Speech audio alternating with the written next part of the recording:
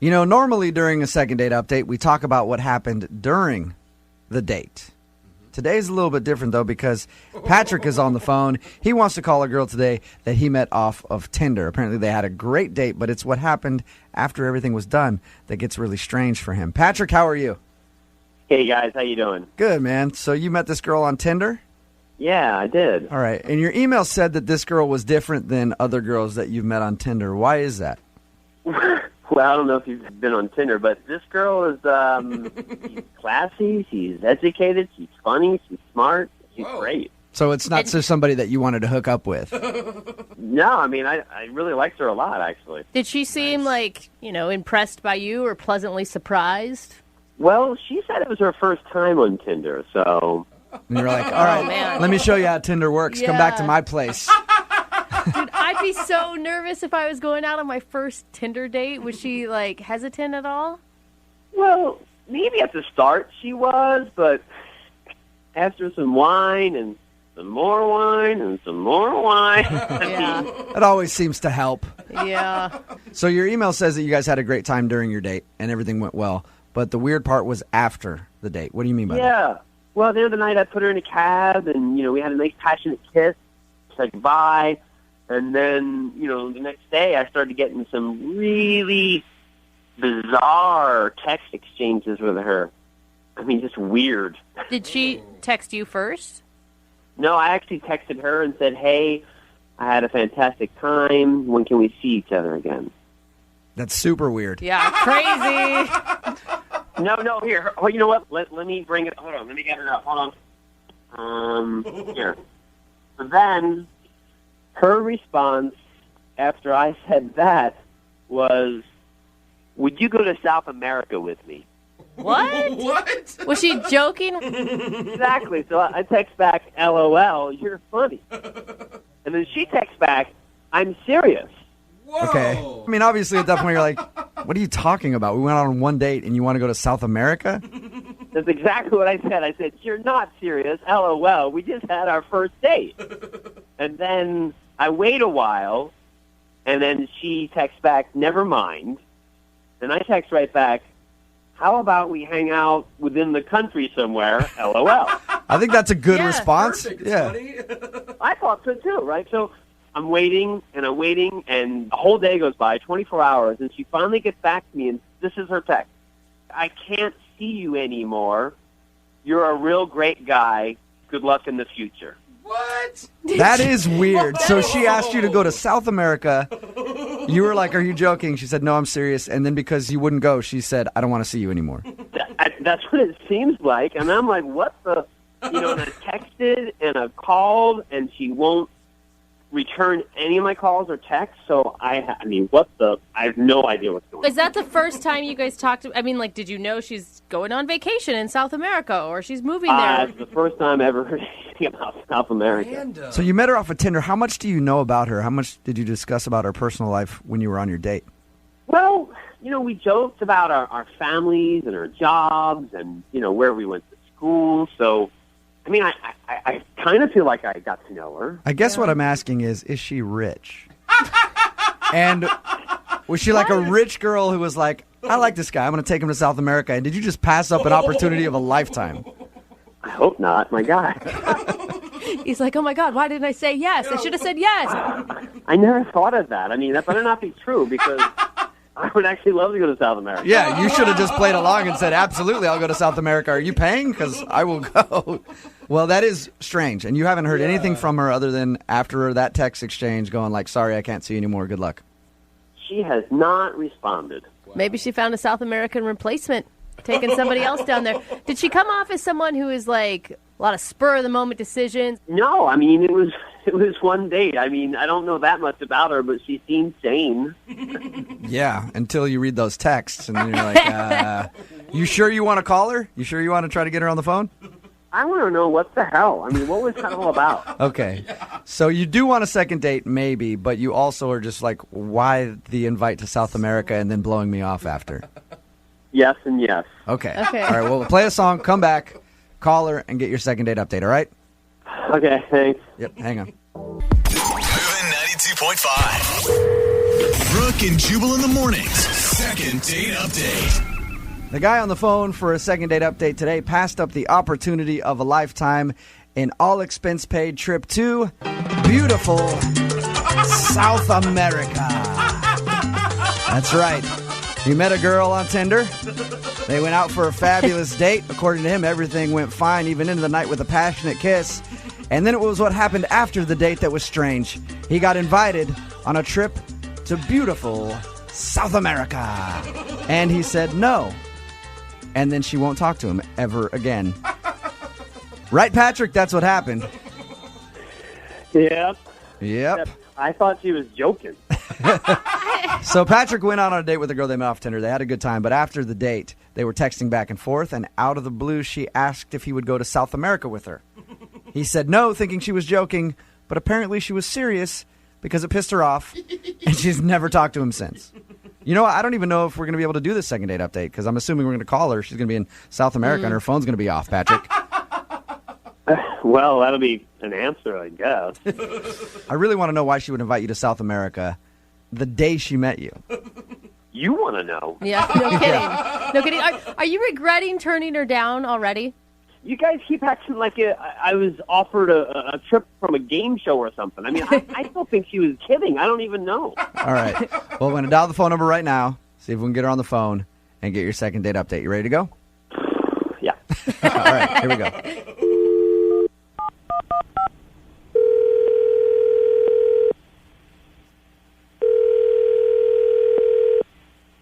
Hello? Buenos dias. Can I speak to please? Yeah, this is... Hi, how are you? This is Jubal from Brooke and Jubal in the morning. I'm sorry? This is Jubal from Brooke and Jubal in the morning. How are you doing today? I'm sorry, I think you have the wrong number. I didn't sign up for anything, I'm sorry. I know you didn't sign up for anything, but somebody sort of signed you up for something. Okay, well, I'm sorry. If that's true, then you can take me off the list. I'm not really interested. Unfortunately, I can't take you off the list because this is a morning radio show, and you recently went out with one of our listeners, but aren't calling him back. So he asked us to get you on the phone and find out why. I don't know if I'm comfortable with this. I'll give you a little background first. Okay, his name is Patrick. You guys met on Tinder. You know, I'm sorry. I'm not comfortable talking about this. I'm not interested. Can I just ask you one question? I'm just curious about the text messages that you sent him after your date when you invited him to South America. Were you being serious? Whoa. She just hung Wow, up. Patrick. You must have really pissed her off by not agreeing to go to South America. This is getting even weirder. All right, I'm going to try to call her back. Look, I'm not trying to be a bitch. If I'm going to talk to you, I need you guys to bleep my name out. Okay, that's fine. I can beep your name out. You're pretty much, you're anonymous anyway. Nobody really knows who you are. Do you have friends that listen to the show? I don't know. I don't even know who you guys are. So. Okay. So you're pretty much anonymous. I promise you, if you let us talk to you for a minute, I will beep your name out. Nobody will know who you are. So what do you need to know? Well, I'm curious about the text messages that you sent to Patrick. So we talked to him about your date. He said that it was great. And then he told us after your date, you asked him to go to South America. He thought you were joking, and then it sounded like you were serious. And that's the last he's heard from you. Those were private messages, and he probably shouldn't have shared them with you. Okay, but he did, and he liked you a lot, so he asked us to get you on the phone. Do you not like Patrick? No, I thought Patrick was a really cool guy. I thought he was, cute and funny and smart. Okay, and were you serious about the invite to South America? I'm just, my life's been pretty complicated lately, and Okay. it's just, I'm just going through some weird stuff right now, so I don't. Okay, well, I don't want to get into all your personal stuff. I appreciate you taking the time to talk to us. If you liked Patrick, though, can you help us give him some sort of explanation? Because he really enjoyed your time together, so much so that he emailed us to get you on the phone. I feel super shitty. I didn't want him to feel. I don't want him to feel blown off. I don't want him to feel like he's not a good guy. He is. It has absolutely nothing to do with him. It just has to do with what I'm dealing with right now. Okay, can you give me anything that I can say to him, though? Like, just tell me what I can tell him so that he can feel good about it and move on if you don't want to see him again.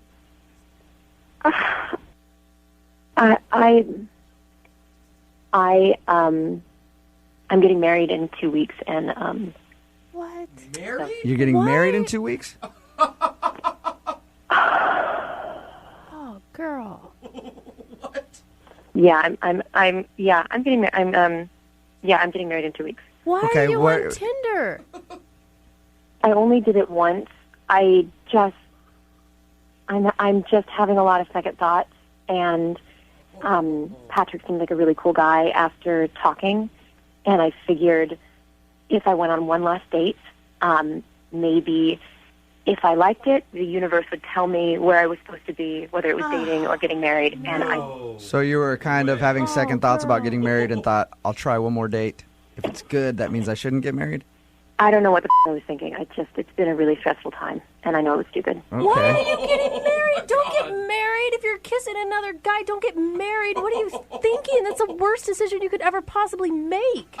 You know, Les, I already feel pretty I don't even want to make me feel shittier. All right. No, it's gonna Hey, make I'm you not. feel No, shittier we're not if trying to. you're We're not trying to married. make you feel. What? We're not trying to make you feel crappy about it. Look, we're gonna keep her on the phone.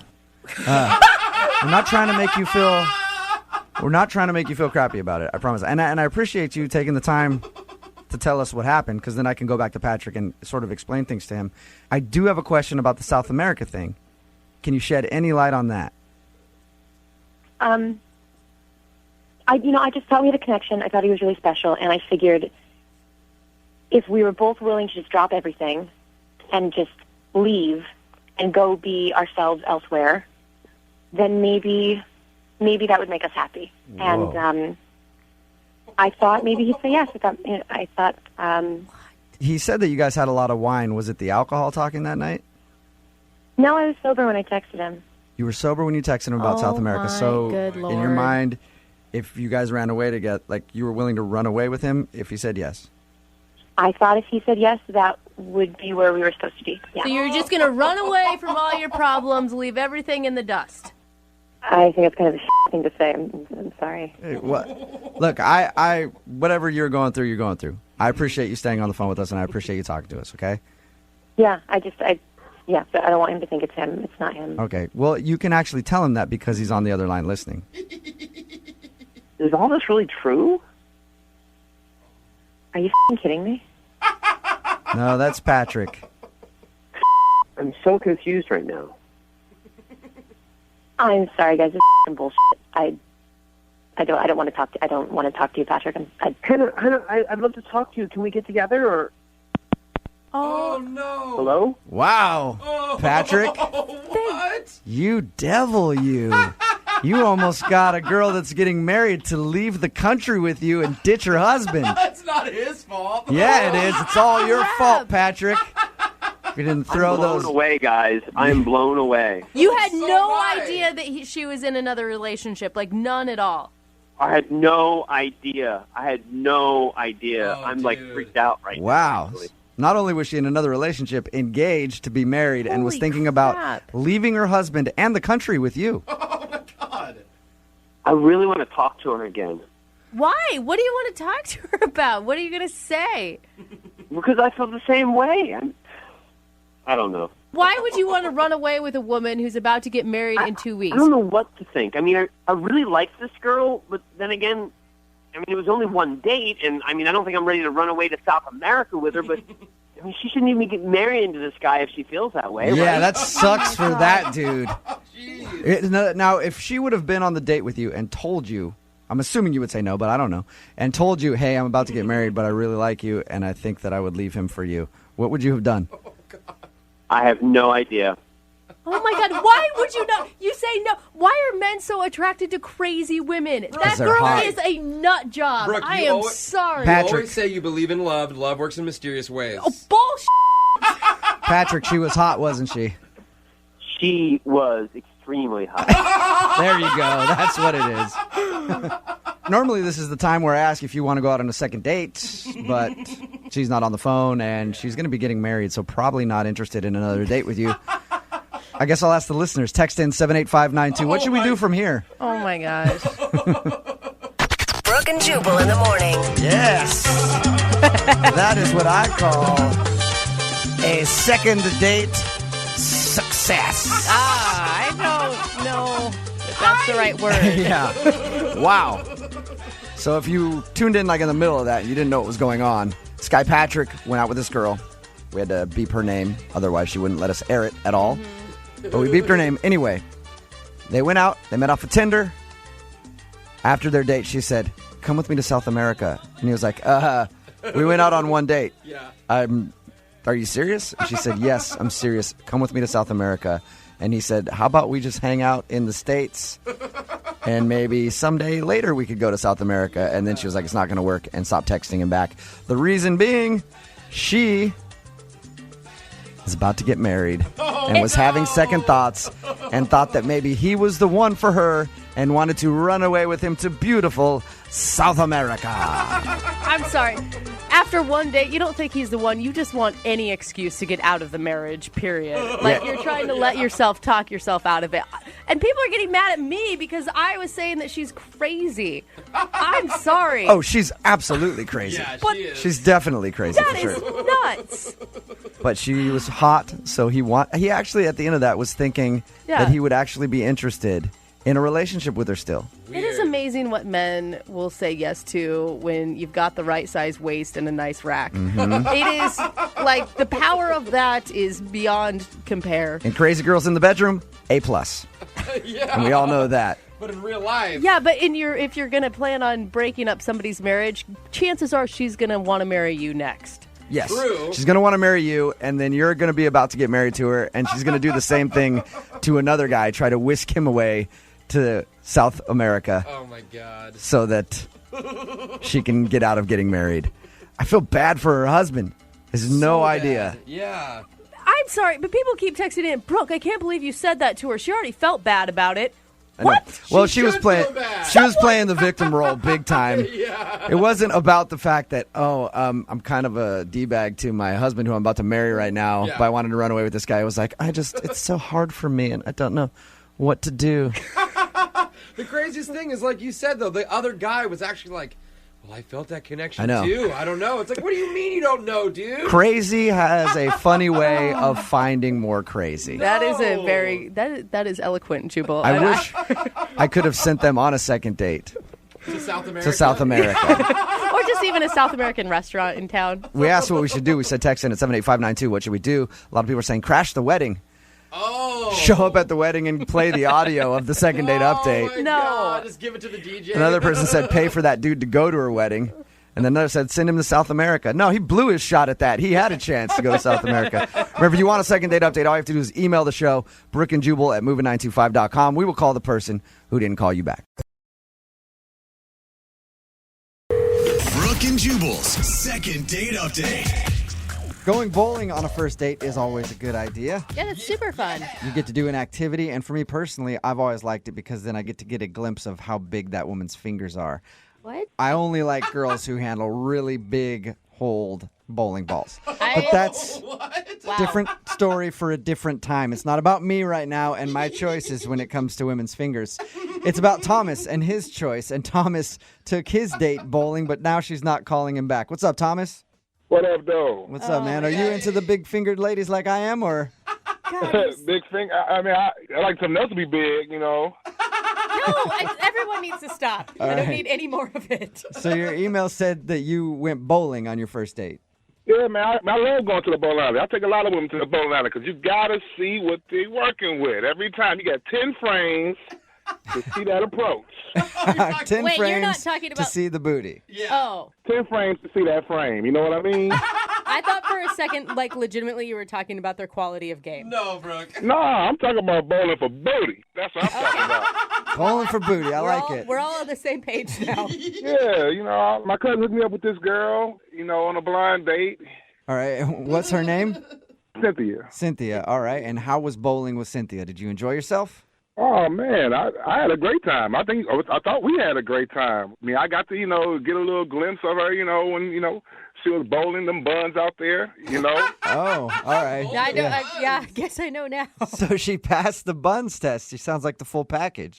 mean, that's all inclusive. You can't just have one part and not like the other two. It's got to be everything. That is a good point. That's a good point. Now, this was a blind date. So had you met her at all before, or was this legitimately the first time you two had ever seen each other? No, this is the first time I've seen her. So, we got a lane, and, like I said, we got a couple brews, had a good time. Like, Well, we placed a wager, though. We had a bet, because like I said, I'm super competitive. So we had a bet, whoever lost was going to have to buy curly fries.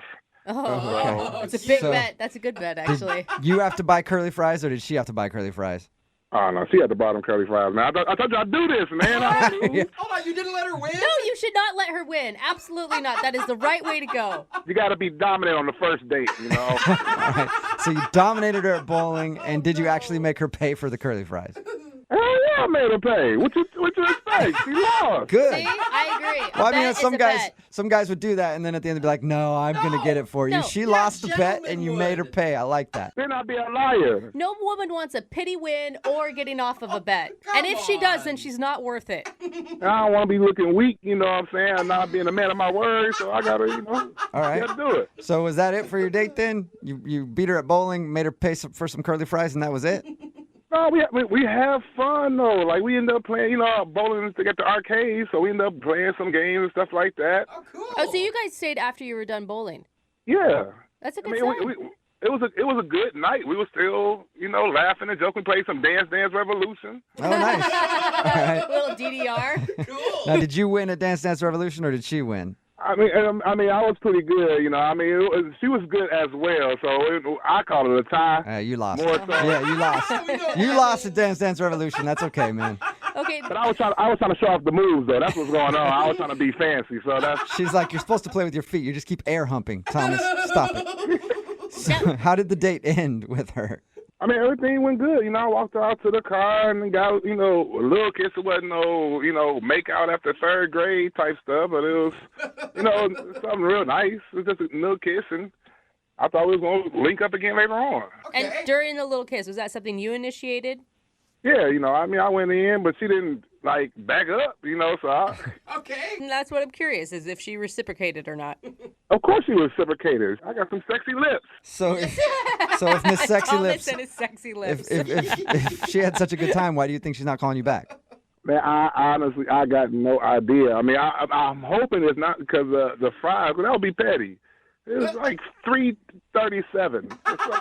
It's ridiculous. I mean, I paid for everything else, so it's not like she came out of pocket crazy. It was. I mean, I thought we had a good time. I have no idea. And how many times have Maybe you? it's because my swag is smooth. How many times have you tried to get a hold of her since your date? You send a couple text messages. After 2 text messages, you can't send a third one because then you seem stalkerish. Okay, so you got 2 text messages and no response, or she responded shortly? No response. And I'm proud of you for not going to that third text message and looking stalkerish, but then calling us instead and having us call her. You got to find other ways. You can't just... All right, man. Well, we're going to play a song, come back, and then call her and get your second date update, all right? All right, sounds good. Okay, man, hang on. Moving 92.5. Brooke and Jubal in the mornings. Second date update. In today's second date update, we go bowling for booty. Twerk that out. That's right. If you're just tuning in, Thomas is on the phone, and bowling for booty is what he likes to do on his first dates. He went out with a girl named Cynthia. He went bowling. Why does he call it bowling for booty? Because he says you get to watch their frame as they make their approach, and you get to check out all they're working with. Thomas, are you ready to give Cynthia a call and find out why she's not calling you back? Yeah, man. I'm ready to find out what's going on. All right. Hey, can I ask you, how apparent were you when you were gawking at her booty?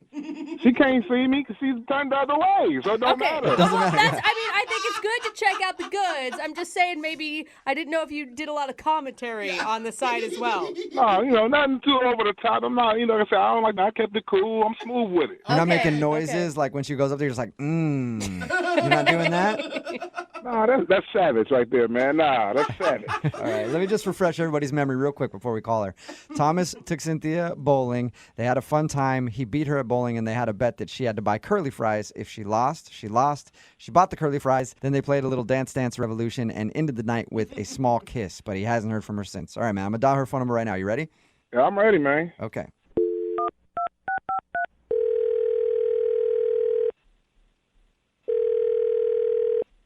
Hello. Hi, can I speak to Cynthia, please? This is she. Hey, Cynthia, how are you? This is Jubal from Brooke and Jubal in the Morning. Hi, this is who? Jubal from Brooke and Jubal in the Morning. It's a radio show. Okay. Hi. Have you ever heard of us? No, I haven't heard of you, but good for you. You got a radio show, but why are you guys calling me? Thank you. I'm calling you because you recently went out on a date with somebody and they emailed us because you aren't calling them back. Okay. It's a segment that we do on our show called the Second Date Update. I know it's kind of weird, but you recently hung out with a dude named Thomas.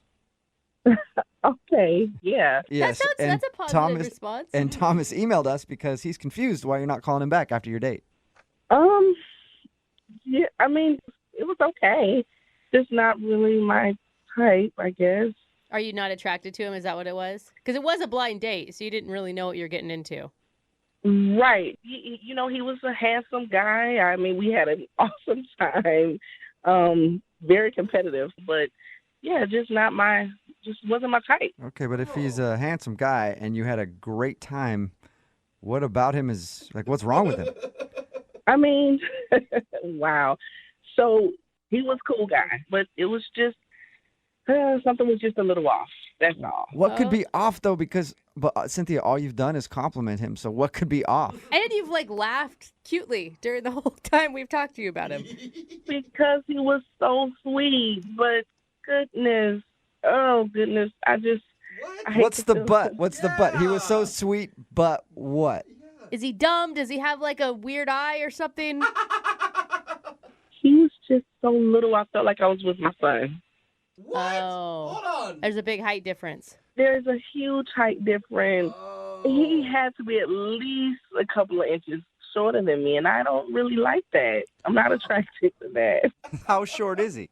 So I'm 5'6", and he had to be about 5'2" and a half. Oh, so he's really short. He's really short, and the sad part is he had to use smaller balls. I felt so bad. And he's like kids' bowling balls? Yes, he had to, though. I got it. It was just very awkward, but he was great. I just can't do the little bitty thing. Well, and you're not even that tall. I'm way taller than him. Do you know what that looks like with heels on? First of all, when I met him, I had on a blue heel. I didn't know he was going to be that little. So I have on this heel, and it's like I walk up, and I couldn't even see him at first. Like, where is he? He's swiping at your kneecaps like, hey, I'm down here. It was just weird. I mean, gosh. I really don't think you should discredit him, though, because I have dated many a short men, and they work very hard for you. Well, maybe, but I'm not used to dating that little. So how did the rest of your night go? At the end of the night, what really got it was the awkward kiss. Like, I'm used to looking up. I had to slump so far down, and it was weird. I didn't want to do it. Yeah. Hey, Cynthia, as a short guy, that's my favorite part. I date taller women, and I love it when they have to bend down to kiss me. It's hilarious. But not that many people find it funny. Yeah, that's just not my thing. Oh, my goodness. Okay, well, Cynthia, I do need to let you know that Thomas is on the other line listening to this conversation. He's on the phone. Yeah. For real? I'm sure? Oh, my God, no. Wait a minute, nah. We had a good time. You know, big things come in small packages. He's right. Thomas, I didn't know you were there. I am so sorry. It's so embarrassing. Come on. You didn't have to look down on me that far. It was barely bent over. Thomas, my back was hurting by the time I came back up. Come on, I don't do that. You know, the back was hurting because of that whipping up on you and bowling. We had a good time, man. You know what? You're right. We had an amazing time. It's just, you are short. I keep hearing you this whole time. All you saying is that you had a good time, and you said I'm handsome. Thank you. I don't see why we can't go out. You can't look past my shortness. Oh, goodness. I did. You're right. You're totally right. I don't think it's gonna work. Just not gonna work. And I'm not 5'2". I'm 5'4" and a quarter. And if I stretch, 5'4" and a half. Yes, you see, Cynthia, he could stretch out to you and get to 5'4" and a half. On a good day, I can stretch and then I'll be tall as I can be handsome. Cynthia, you've got to give it another chance. I mean, He sounds like a great guy. So, Thomas, it doesn't bother you to, like, date a woman that towers over you? Like, I literally tower over you. That don't bother you at all? You know, as a short man, I can do things other men can't do. Okay. You know what I'm saying? You got stuff underneath the cabinet, boom, I can get that. You ain't got to bed to hurt your back. You know what I'm saying? Something going to the bed, I could just pretty much backflip under there if I need to. I'm telling you, anytime you need your shoes tied, I'm right there. I can stand up doing it. You know what I'm saying? So, Cynthia, you have to say yes to him. Wow. I know you laughing. You think I'm funny. I know you get that pretty smile on your face. And complimenting the smile. Come on, Cynthia. Thomas, stop. Come on, you girl, you got me acting crazy. I have to call the radio station to get you to talk to me again. Thomas, will you stop? You're embarrassing me on this radio station. You know, I do whatever it takes to make you smile. That's all I'm trying to do for the, next foreseeable future. At least one more time. Thomas, you are bad. You're too much. Stop it. I'm just trying to get a little bit more of your time, Mama. That's all. You sure know how to win someone over. So there you go, Cynthia. Will you go on a second date with Thomas? We know he's short, but he sounds like an awesome dude, and it sounds like you like him. Will you go out with him one more time? We'll pay for it. Maybe I'm being a bit judgmental, and Thomas, you make me laugh. So, yes, I will go out on a second date. That's what I'm talking about. That's what I'm talking about right here. It's a victory for short dudes everywhere. Congratulations, Right. Thomas. You got a second date, and yes, you scored a victory for short guys all across the world today. Oh, man. Thank you, Brooke, Jubal. I appreciate y'all so much. Spencer, deal, you ain't going to regret this, baby. You know what I'm saying? I might be 5'4", but I'm 6'5" in the bedroom. You know what I mean? Oh, my goodness. Brooke and Jubal in the morning. Text in at 78592. It says, on behalf of short dudes everywhere, I want to thank Thomas for being on the show today. Right? Talking about today's second date update. If you missed it, Thomas wanted to call a girl named Cindy. She wasn't calling back after their date. He didn't know why. They went bowling, had a great time. We got Cindy on the phone, and we found out the reason she wasn't calling back was because Thomas is really short. But you know what? I'd rather date a super nice, funny short guy than a total douchebag that's really tall. Yeah, and Thomas was hilarious. He was a funny dude. His personality totally won her and everybody over, honestly. She decided to go back out with him because she was like, yes, I had a great time, and I can get over the fact that you're so short because you're funny. Yeah. Somebody else texted in at 78592 said, your you guys kids just could be have short." Kevin Hart on the phone? You guys, I'm taller than Kevin Hart. Like, I have a picture with him, and it's like amazing to me that I'm taller. I'm 5'2". Everybody's taller than him. But he's funny and people love him. Yeah. And people love Thomas from today's second date update. Remember, if you want to do a second date update, all you have to do is email the show and we will call the person who didn't call you back. Brooke and Jubal's second date update. Sometimes when you go out on a date, it's all about the order that you do things. Like usually go up and knock on the door before taking your pants off. I've learned that the hard way. And Ben also learned a valuable lesson about dating on the date that he emailed us about. Right, Ben? Yeah, I did. Ben, What's up, man? How are you? Are you currently pantsless right now? Ben did not take off his pants. I was. Oh, okay. God. I am fully clothed. Yeah, he was fully clothed on his date. He kind of knows that he screwed up, though. Ben, why don't you tell us what happened? I met Gabby through a friend of a friend. It was kind of a setup date. And I know this sounds like cliche, but I wanted to check out a movie, so we did go, do the dinner movie thing. There's nothing wrong with that. Yeah, that's fine. You can go traditional. Yeah, if you want to be That's uncreative cool. and just, not put in the effort, that's fine. Jubal. But, the thing is, this is kind of where I screwed up. I'm kind of at a point in my life where I need to do things a little cheaply right now. So I went, I did the movie first and then the dinner. Okay, why is that cheaper? Oh, because of matinee? Yeah, because it was a matinee. It was actually before 6 o'clock. I like that Jose knows exactly what he's talking about. It's like, I know how to get the best deals.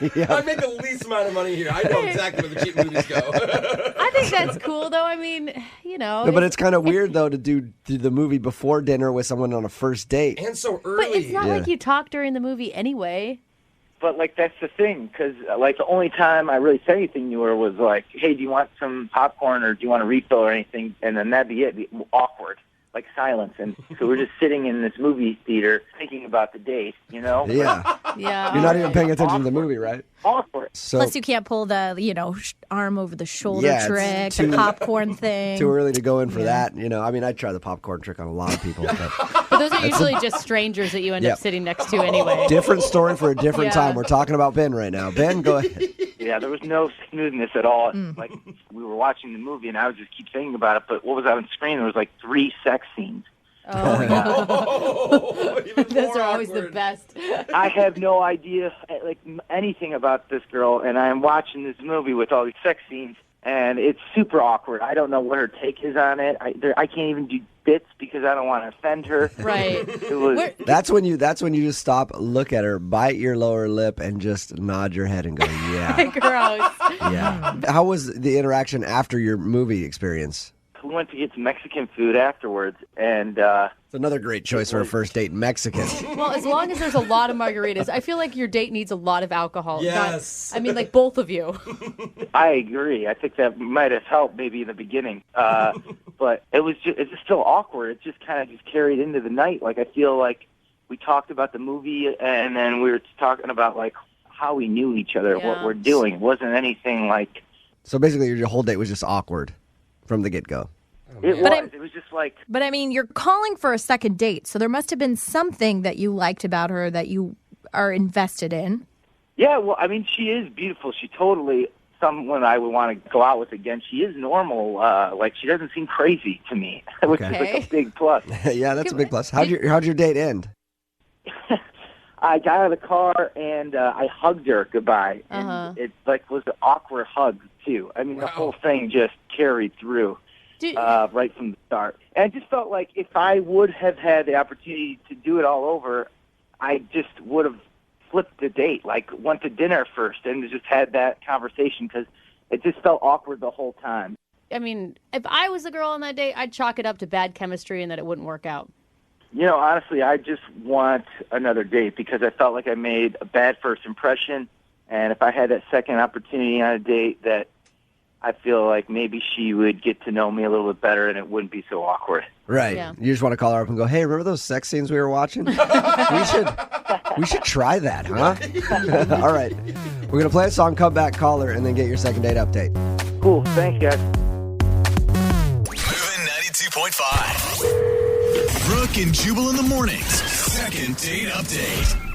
Remember, if you want a second date update, all you have to do is email us, brookandjubal at moving925.com. We will call the person who didn't call you back. Right now, Ben wants us to call Gabby because he went on, quote, an awkward first date with her. He decided to go to dinner and a movie, but they went to the movie first so he could save some money by going to matinee. Smart choice, but he thinks that made everything awkward, and after that, their dinner was kind of weird. Ended the night with a hug. Hasn't heard from her since. You ready to go, Ben? I am, yeah. Thanks, guys, for helping me out. Hopefully you can convince her. Is this the most awkward date you've ever been on? Oh, hands down. There was Hands just down. a lot of awkward silences. Yeah. Those are the worst. I They're love those so moments. bad. I enjoy it. Of course Well, you I enjoy do. it after the fact. During it, it's like, this is weird. But then you look back and you're like, that's hilarious, Oh actually. my God, you love pain though, Jubal. I You do. just love pain. Masochist. He is. All right, Ben, we're going to call her right now, see if we can get her on the phone, okay? Thanks.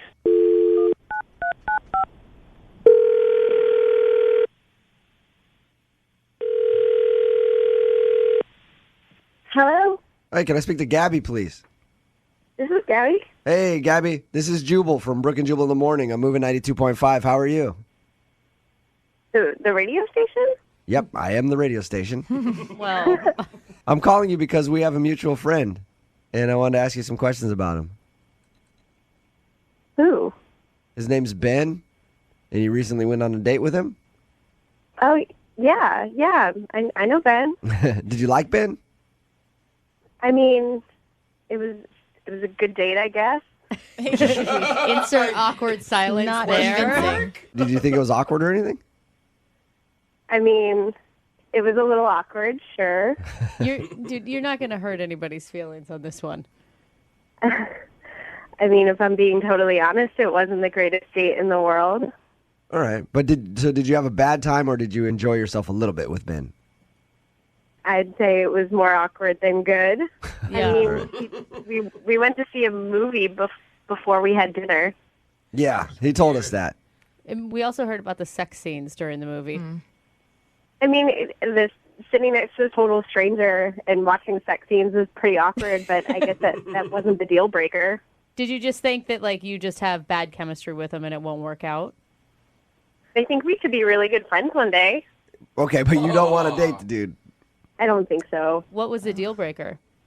So he took me out to dinner after the movie, and he was great, and he paid for dinner, but when he took out his credit card, I actually saw his last name, and his last name's Hooker, like a prostitute. Hooker? All right. Okay. Like a lady of the night, and I just don't think I could be a Mrs. Hooker. That's your deal breaker. No Really? way. Hold on. Because his What? last name is Hooker? I'm a high school teacher. They would eat me alive. I can't do it. Hold on. Sure, I would like to have. I would like to have a Mrs. Hooker as a teacher.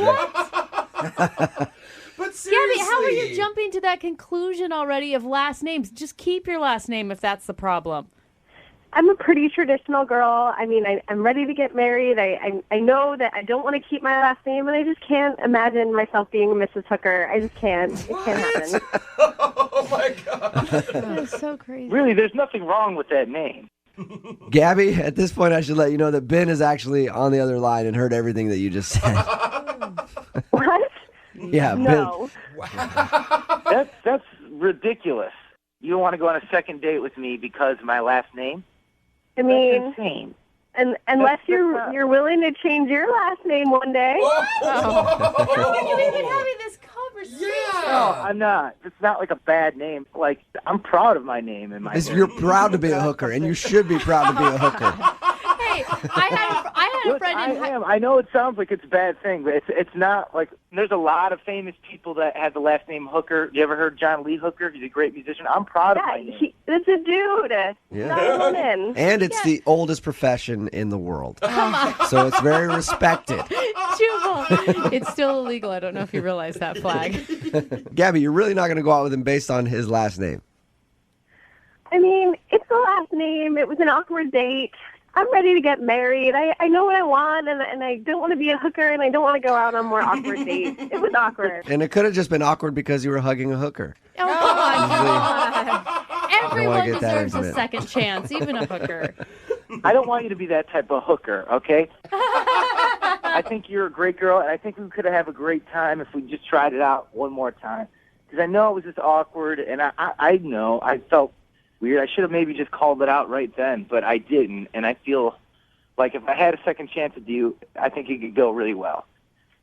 There you go. That's a pretty good plea, Ben. We will pay for you guys to go out again. Will you go on a second date with Ben? You don't have to worry about being a hooker just yet. That's the third date. But we will pay for you to go out with Ben. I'm sure there are other girls that will want to be a Mrs. Hooker one day, but I'm just not one of them. I'm sorry, Ben. It just wasn't right. No. Come on, let us That's pay. just crazy to me. Let us pay for a date. Go out with Ben. Just see if you like him. You never know. Come on, it's a free date. Both of us won't have to spend $1. I won't have to do that awkward movie first because we don't have to worry about price. Let's just do it. And I mean, if you've entertained the idea of marrying him, you might as well give him a second date. Every girl does that. Every girl pictures it. Not on the first date. And the thing is, you could call him your own little hooker someday. Brooke likes it. No. I think it's awesome. Sorry, no, absolutely not. So Get over here, you little hooker. you're not going to go out with him. I don't think so. No. Really? I hope you never meet a Ben prostitute. Well, prostitute is such a common last name. I'm sure that will happen. All right, well, you got your answer, Ben. That's silly. Sorry, man. Gabby, I think you're making a mistake, but all right. Nothing you can do about it either is the thing. No, it's all right. Live and learn, right? Yep. Finally, Jubal, you get to talk to a hooker and you don't have to pay for it. That's true. I didn't enjoy it as much. Yeah. Brooke and Jubal in the morning. Brooke and Jubal's second date update. Practice makes perfect. With pretty much everything you do, right? Yeah, that's true. That's why if you haven't been out on a date in a long time and you don't have a lot of practice, you're probably going to screw it up. I see what you mean. And that's what Doug thinks he did with his first date with a girl named Rachel that he met online. He's on the phone with us right now to do a second date update. And apparently Doug hasn't been out on a date in a long time and thinks that maybe his nerves got the best of him. What's up, Doug? How are you? I'm pretty good. How's everybody over there? Not too bad, man. Doug. So how long has it been, first of all, since you went out with an actual woman? It's been close to a year. That's okay. I guess it's been a long time because I got out of a rather long relationship and was just waiting for the right girl and the right time. So you met this girl, Rachel, online that you want to call today. Yeah. And what did you like about her so much? Obviously, her profile pic is very attractive. She's super cute. Our conversations online just seem to have like a really good taste and chemistry to it. Okay. And she's just got some really cool interests. You said that you think your nerves got the best of you. Yeah, I think so. Okay, what do you mean by that? Well, I hadn't been out for a while, and I don't know, it was just, I tried to go in preparing a little bit. Like, did you prepare like everything that you were going to say to her? Like cue cards? Like you had a script or what? No. I saw these really nice flowers in the store, and I got them for her. Okay. I just thought that she would really like them. Did she not respond well when you brought her flowers? I mean, that's always a nice gesture. Yeah, I thought I just tried to do things like that. But that doesn't sound like nerves. Well, I did something else that maybe, I went a little too far and my nerves got the best of me. I read her a list that I wrote at dinner, and it was a list of 10 things that I really liked about Rachel. All right, yeah, that's a little cheesy there, man. So you before the date, you sat down and wrote out a list of things that you like about her. Yes, it was things like I really like your smile. It lights up a room, and you have a weird sense of humor like mine. I guess you know what? Hey, Doug, I never really asked you. How long did you talk to her online? I mean, we were talking for a couple of weeks. Okay, because you didn't meet her and then it was the next day you're going out and you already had this list. No, there was a little bit of. And a list of 10 things is a long list. What number did you realize maybe I should stop? I guess maybe around 6. Well, it would have been kind of a jerk thing to be, here's the one thing I like about you, Rachel. Yeah. There's one. Did you tell her that you were nervous? Did you just fess up, be like, oh, God, I'm sorry. Yeah, I haven't done this in a it while? was kind of like that moment when I got to the middle of it where I was like, oh, I'm really nervous. Maybe this wasn't the right idea. What was her reaction after that? I mean, she got a little quiet, but then, tried to laugh it off, I guess. Okay. I did notice as we were leaving the restaurant that she left the flowers, and, there was that weird, awkward moment of, do I go back and get them, or... I don't know. I was kind of nervous. You should have gone back and got them and then followed her back to her house and delivered. So when you said goodbye to her, did everything seem cool? Did you agree on a second date? Did she seem into it? Or I walked her to the car and I got a little peck kiss. And I don't know. It seemed like she didn't have to kiss me for any reason. So I felt like that was a good moment to end on. Have you asked her out since? Yeah. I texted her, very positive things, that I had a great time about the date, and maybe we should go out again soon. And all of the responses that I was getting from her were really short. It was like, sounds good, and then nothing. And I was like, how's your day going? She said, it's okay. Yeah, that's the worst when you're like, how's your day going? Fine. Are you... All right, that sucks. Or when you just get a K back about something. Want to go out sometime? K. I mean, I didn't think it had gone that bad, but it was my first date in a long time, and I was admittedly nervous, and I know that I can do better. So you want to call her, get her on the phone, ask her if you did something wrong, and then ask her on a second date. That's what I would like to do, yeah. All right. We're going to play a song, come back, see if we can get her on the phone and get your second date update, okay? Okay. All right, hang on. Moving 92.5. Brooke and Jubal in the mornings. Second date update. I wish people would take my advice and stop trying so hard. Try just hard enough. Like with everything. Everything gets better when you stop trying. Like, I used to really try to do a good job at radio and everything else, but once I stopped caring, the show's ratings are better than ever. Like, once you just give up and don't try so hard, things get good. And Doug is on the phone with us right now, and I think that's his problem on his first date with a girl named Rachel who he met online. He tried way too hard by showing up with flowers. That's not the bad part. But making a list of the 10 things that you liked about her, Doug, and then reading it to her at dinner, probably a turnoff. Probably at this point. Yeah, I'm willing to admit that. You meant well, but unfortunately, since your date, all you've been getting is one-word answers from her and no second date. So we're about to call her, see if we can get her on the phone, and then ask her if it was the list of the 10 favorite things about Rachel that turned her off and is making her not want to go out with you again. Doug, why don't you just scrap this one and start new? I mean, you haven't dated in a year. Maybe you need to get a couple other dates under your belt. I mean, why is it so important for you to get a second date with this girl?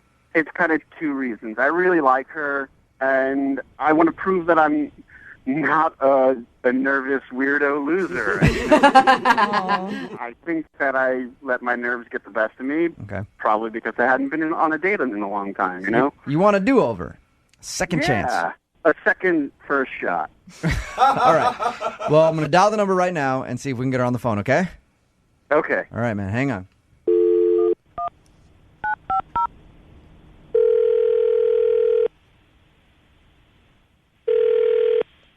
Hello, Hi, is Rachel there? this is Rachel. Rachel, how are you? This is Jubal from Brooke and Jubal in the morning. I'm sorry, what? This is Jubal from Brooke and Jubal in the morning, the radio show. A radio show? Yes. It is a morning show, Uh-huh. and we're calling you to see if you'll come on the air with us for a few seconds and talk to us. Why? Because you recently went out with a listener of ours. I did? Yeah, and he emailed us Uh-huh. and wanted us to call you and ask why you're not going out with him on a second date. Okay. His name is Doug, and I'm sure you probably remember Doug because I'm assuming he's one of the only dates you could have gone on that made a list of things that he likes about you. Hopefully. Oh, yeah. Yeah, I know Doug. Yeah, you do. Okay, Sounds so like it. so Doug emailed us, right? Said that he had a great time with you, but since your date, he's been getting like one-word responses from you, and it's obvious that you don't want to go out with him again. But Doug really wants to see you and is wondering if he did something wrong when you two went out, and if you wouldn't mind telling us what that is. He's fine. He was a nice guy. He's just, if you guys talk to him, can you just let him know that I said thanks so much for the date and that he's a really nice guy? Okay. Yeah, we'll talk to him about this whole thing, and I appreciate you staying on the phone with us. I do. I just want to ask you, because he told us about everything, and he feels really bad about making a list of the 10 things that he liked about you. Doug, I don't know if he shared with you, hasn't been out on a date in a long time, so he's a little out of practice. You made him nervous because he likes you a lot. Was it the list? I mean, the list was weird. It was definitely one of my more awkward moments on a date. Okay. But, yeah, it was nerves and it was fine, and I understood. And that was okay. That wasn't the main problem. Okay, well, do you mind telling us what the main problem is? You 'Cause guys. Doug wants to know. I don't want to come off as sounding like weird and rude and petty, but he kept making really weird faces, like a nervous tick almost, like, I don't know, like Tourette's of the face. It's so hard to explain. It was so weird, and I wanted to ask if there was something wrong with him, but I felt it was too rude to do that. Yeah, that's understandable. Hey, what's wrong with your face on a first date? So yeah, exactly. And I mean, he was so sweet, and he was clearly so nervous, and he's a good person. I really couldn't see myself doing that. We don't know much about Doug other than he listens to the show, and he seems like a nice guy when we talk to him. Is it obvious that he has a facial tick, or do you think, like, what do you think he was doing with his face that made you so uncomfortable? Honestly, you guys, I have no idea. What did it look like? So weird. Like he was in pain. Like every once in a while, it would do this weird, like, grimace thing. But it was just, like, totally random. Like, nothing was going on. Did you ask him if he was okay? Like, if he was honestly in pain, or? I did never feel like there was a right time to do that, because it was always kind of in the middle of stuff happening, and all of a sudden he would just throw this face, and I'd be like, It can't be like that because that'd be really horrible and rude. Oh, we got the faces back.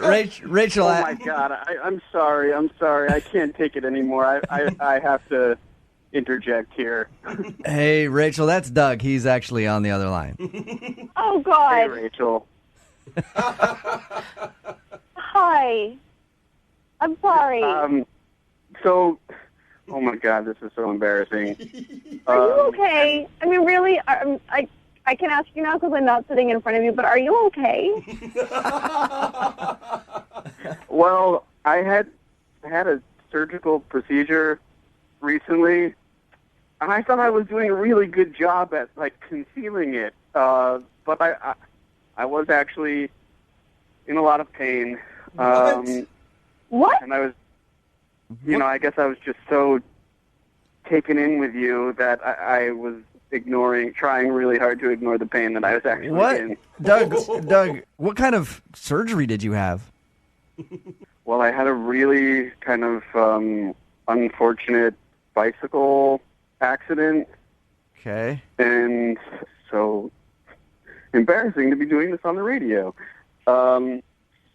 I basically injured myself downstairs. You had surgery on it? Yeah. I was mountain biking with my buddy, and I went off a little jump, and it just landed wrong. Terrible. Ouch. Yeah, I strained some muscles down there. Doug, you were, Man, that sucks. I'm sorry, dude. You were talking to her for weeks. Why didn't you just wait? Well, because she's so wonderful, and I know that if I waited, that someone else would just snatch her up. Rachel, are you still there? Yeah. Okay. Oh, my gosh. What do you think about that? It wasn't a weird face thing it's a weird something else that he has making his face do that. Oh, geez. That's awful, and I cannot believe you went through our whole date without saying anything. If you were in that much pain, that's crazy.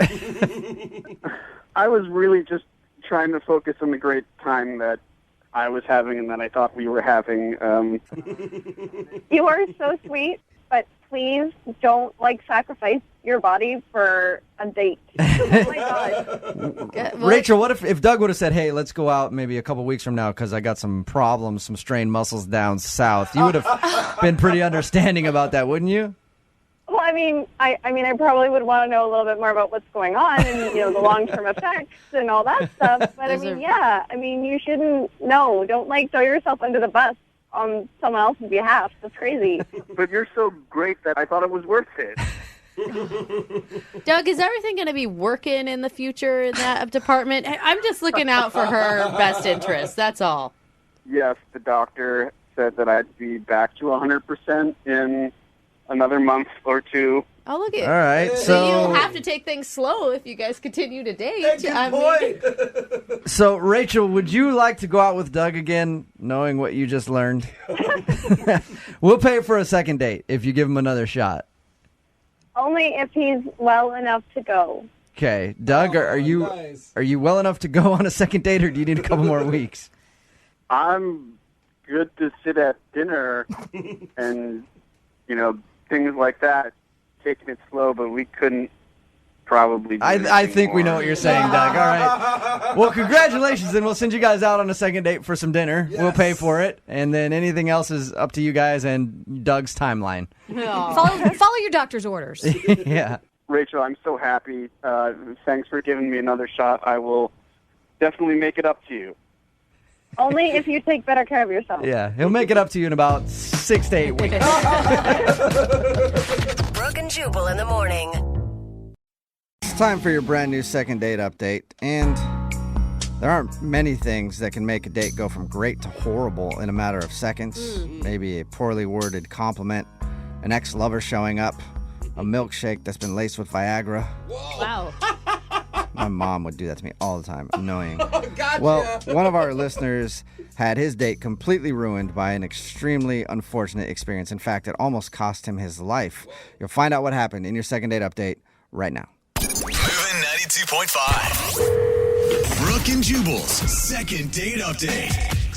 Whenever you meet somebody online and you go out on a date with them, there's always a little part of you that has to fear for your life. A little bit. What? You know, because you don't really know them that well. Why are you fearing who you're dating? Because you're meeting people on the internet. Well, all right. Exactly. Okay, I'll And give it to you on that one. Steve, who's on the phone today for a second date update, legit had to fear for his life on his first date, though. It's a crazy story, and he'll tell us in just a second. What's up, Steve? How are you? Hey, guys. How's it going? Oh, I'm Pretty just good. glad you're alive to tell us the story. It sounds like. Yeah, you and me both. Oh, my gosh. Before we get into the craziness that you described in your email, tell us a little bit about the girl you want to call today. What's her name? Her name's Cecilia. Cecilia. Okay. All right. And where did you meet Cecilia? I met her on Tinder. Okay. All see? right. And was there any red flags from the beginning that things would get a little out of hand with her? I mean, I'll tell you, the biggest thing was like, every once in a while you see somebody where you're just like, there's no way this girl will be interested in me, but I'll try it anyway. And then you don't expect to get like a swipe back. Totally. But she did. Okay, so that either means she thought you were equally attractive, or it means that she's nuts and no one else will date her. Right. Either one of those could apply. You never know. How long had you guys talked before you actually went out? We didn't talk long before I took a chance and asked her out because I'm like, this girl is not going to stay alone for very long. I got to take a chance when I get it. Okay. My whole thinking is like, I'm not the best looking guy in the world, but I know my personality is good. If I can just meet him once, I usually can win him over. I feel you on that one. Like I feel like I'm a slow burn. Yeah. Women will give you more of a chance based on things other than looks than guys. Yeah, that's a nice part about being Yeah. a dude is you could be a troll. As long as you're kind of funny, you can get dates with very, very attractive women. Yeah, exactly. So what'd you guys do when you went out? We went to an outdoor concert. That's a great first date. Oh, it was awesome. She was just as hot as she was in her pictures, but she was also really sweet. Oh, that's great. So she had a beautiful personality. Oh my God, it was amazing. But you know how those outdoor concerts are. If you stand back far enough, you can hear the music, but then you can still talk to each other. Yeah, that's always nice. Because if you go to a concert or a club or something like that, a lot of times you can't even really talk. You can kind of hear what they're saying, and then you throw out an answer that you think is on topic, but really both of you have no idea what you're talking about. Yeah, and the next thing you know, you're wearing a pirate shirt. Right. I just don't understand how you went to an outdoor concert and you almost died.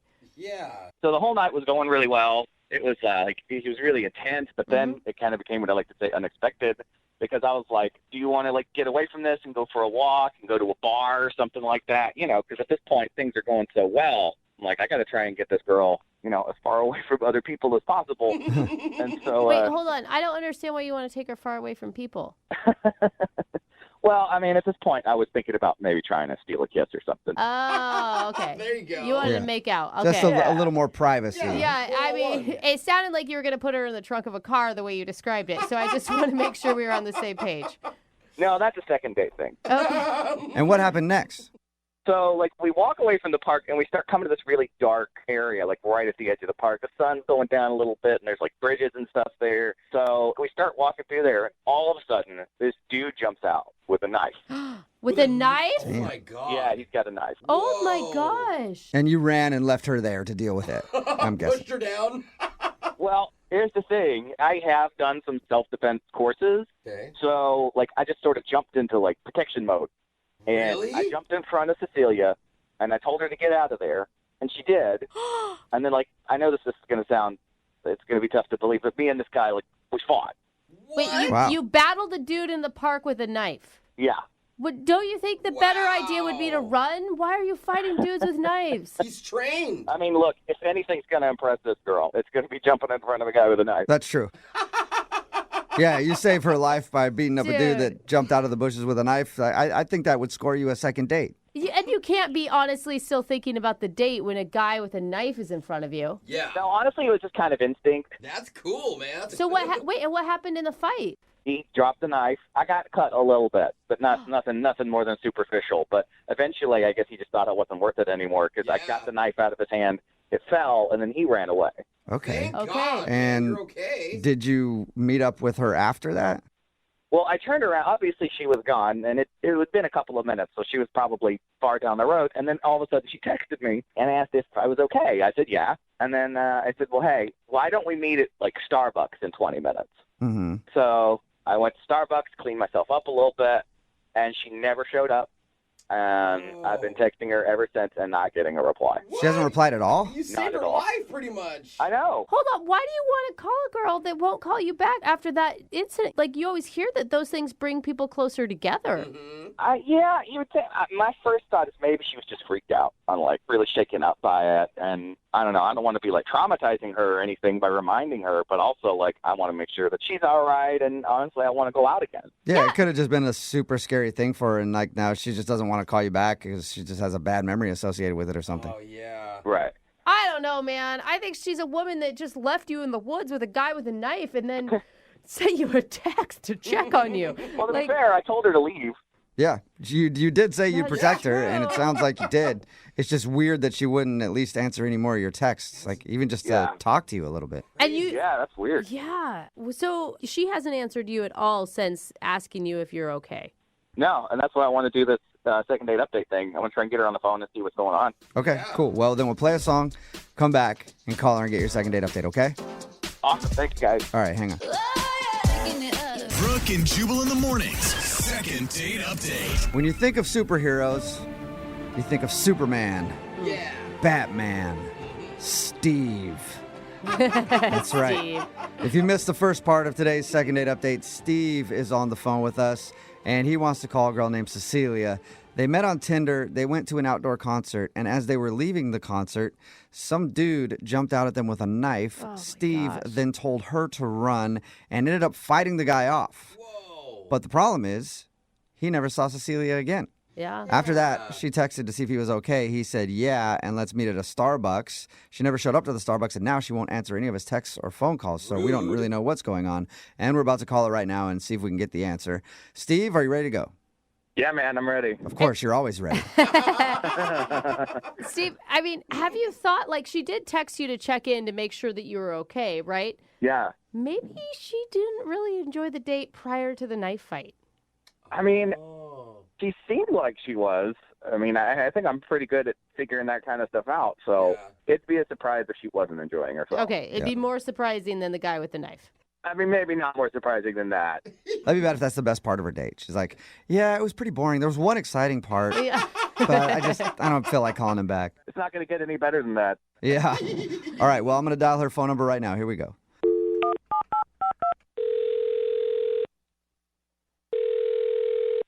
Hello. Hi, I was looking for Cecilia. This is Cecilia. Hey, how are you? This is Jubal from Brooke and Jubal in the morning. Hi. Hi. Hi, Cecilia. How are you? I'm fine. How are you? Yeah, I'm not too bad. I'm really tired lately. Also, a lot of heartburn lately. I don't understand why, Cecilia. You got any heartburn problems, or it's just me right now? Who is this again? This is Jubal from Brooke and Jubal in the morning. It's a radio show. Oh, okay. Can I help you? Well, I don't even know if you can help us, but you can help somebody who emailed us about you. Someone emailed you about me? Yes. We do a segment on our show. It's called the Second Date Update. And you went out to an outdoor concert with a dude named Steve a little while ago. Oh, God, Steve. Uh-oh. That's what this is about? Yep. Steve said that he really had a good time with you, and he told us about the date, even the part where you guys got ambushed by some crazy dude with a knife, and then Steve ended up, like, fighting him off. And Steve's wondering why you won't text him or call him back. Is that really what Steve told you? Yep, that's what he told us. Does that not sound right to you? No, that's not right at all. Wait, hold on. Are you saying that the knife fight didn't happen, or? I mean, I'm not saying that. I'm just saying that there's way more to the story than he apparently told you, and I would love to fill you in on what actually happened. Oh, perfect. You know what? Heated. Normally we have to try to convince people to tell us, but the floor is all yours. What happened? It sounds like he basically told you what happened, but when this guy jumped out, I was obviously scared of a dude with a knife in the woods. Right. And I saw them fighting, so I ran away, and I felt like I got far enough away to be safe. And then I started thinking about Steve, and he was still there with that guy, so I was frantically texting him, trying to make sure that he was okay. And he wasn't responding to me, so I was just freaking out, trying to figure out what to do. Damn, Did you call the had cops? To be scary. Like, that's who I would call 911.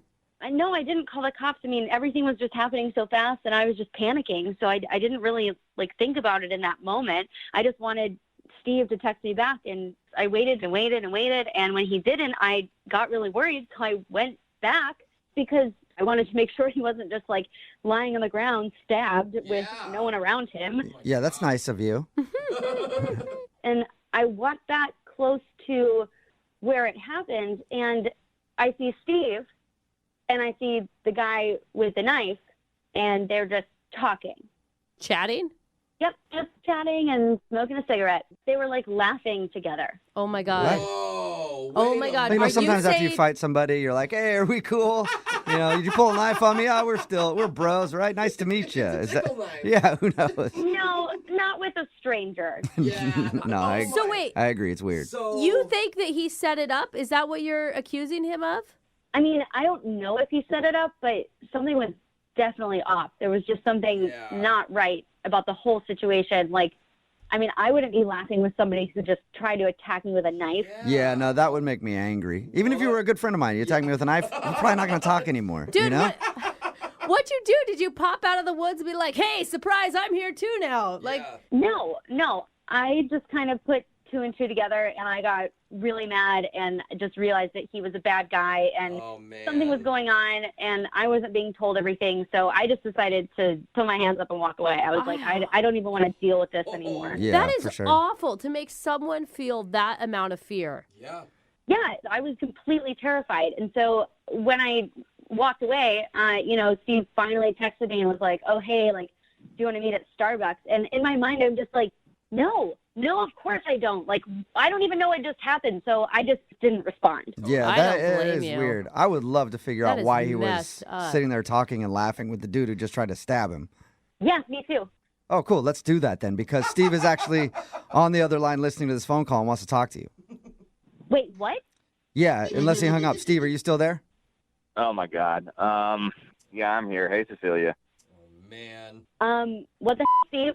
What was that? I don't even know what to say here. It's okay. Here's the thing. I really, really liked you. I really did. I thought you were really sweet. Well, are you going into explaining that are you okay? I'll let you explain. Hear me out. Okay. Hear me out. So while we were talking, before we actually went on the date, she said that it's so great going out with someone who's not a muscle-bound douchebag like the guys that she's used to dating. You just seem like a really sweet guy. And so I'm thinking, all right, I've been here before. I've heard that kind of thing before. And what always happens is I end up being in the friend zone. You're an idiot. And so, well, you could think that, but listen, I arranged for the guy to attack us with a knife. I knew no one was gonna get hurt. But here's the thing. I needed to show you that I could protect you, and if that happened in real life, I would absolutely do the same thing. Yeah, right. Yeah, sure. It's a lot easier when it's one of your buddies holding a knife than just actually a random maniac. Dude, they're laughing, but that is so messed up. Do you know what you made her feel? Do you know what you put her through? You know how I felt when I keep getting rejected by women that look like her? Totally the same. Like your life is on the line because you don't know how to close a deal in a relationship. That's disgusting. I was literally telling you that I liked that you were sweet and not like these other guys. So if I don't like those other guys because they did stuff like that, why would I like you doing it? But you know what that means in woman speak. That means that you're a sweet guy and I like you and I'll never like you.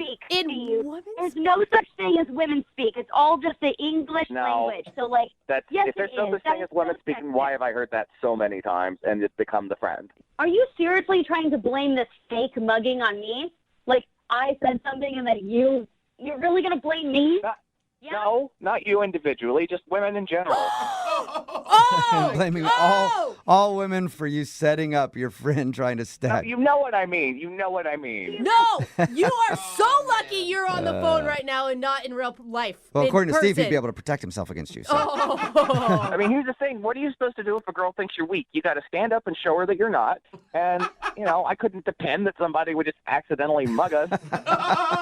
Just hope for a mugging. I never said you were weak, Steve. This isn't an You said you'd only dated muscle-bound guys. What was I supposed to think? maybe that it didn't work out with those guys and I'm looking for something completely different. Yeah, and just because those guys have muscles doesn't mean they're weak. Like, the strongest men I know are actually comfortable with who they are and don't have to prove anything. I'm comfortable with who I am. No, you're not. You are setting up muggings in the woods because you don't think that you're a strong enough man on your own. I do. I know I'm a strong enough man. I wanted to show her how strong I was. You're so confident, Steve. Like, have you done this with other women before? Like, set up fake mugging? No, but you know what? None of the other girls I've ever dated kept throwing it in my face that I'm not muscular enough for them. What? I was never saying anything like that. I was answering your questions about what my exes were like. Now, because women don't say what they really mean, they've always got subtext. Steve, you are disgusting. It blows my mind that you think that you have to do this kind of stuff to impress girls. You know, okay? it blows my mind that you don't get that women want a strong guy.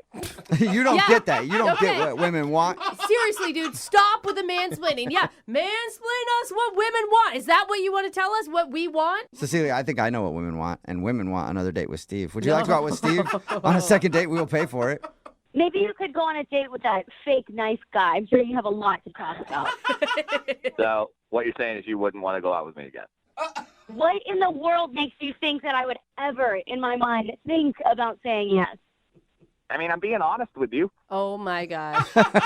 He really doesn't get it, Cecilia. That's the most delusional thing anybody has ever said. Yeah. You know what's delusional is the fact that women always say they want the nice, funny guy, and then they never go for him. Oh, my God. They just don't go for you, Steve, because you're crazy. Sure. It's not nice to set up a fake mugging. Even if it was fake, you didn't know it was fake at the time, and I never even got to thank you. Good point. Who doesn't thank somebody for saving their life?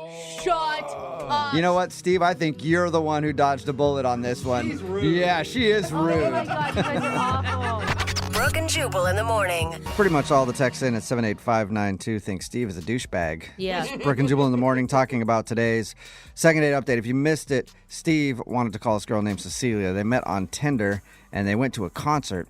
And as they were leaving, they were confronted by a dude with a knife. Steve told her to run while he fought the guy off. Oh, hero. Afterwards, he was confused why she wasn't calling him back. So we called her, and she told us that after she ran away, she came back to check on Steve and found him laughing, hanging out with the mugger, and she was extremely weirded out that the two guys were laughing together after the guy just came up to him and threatened to stab him and everything else. Yeah.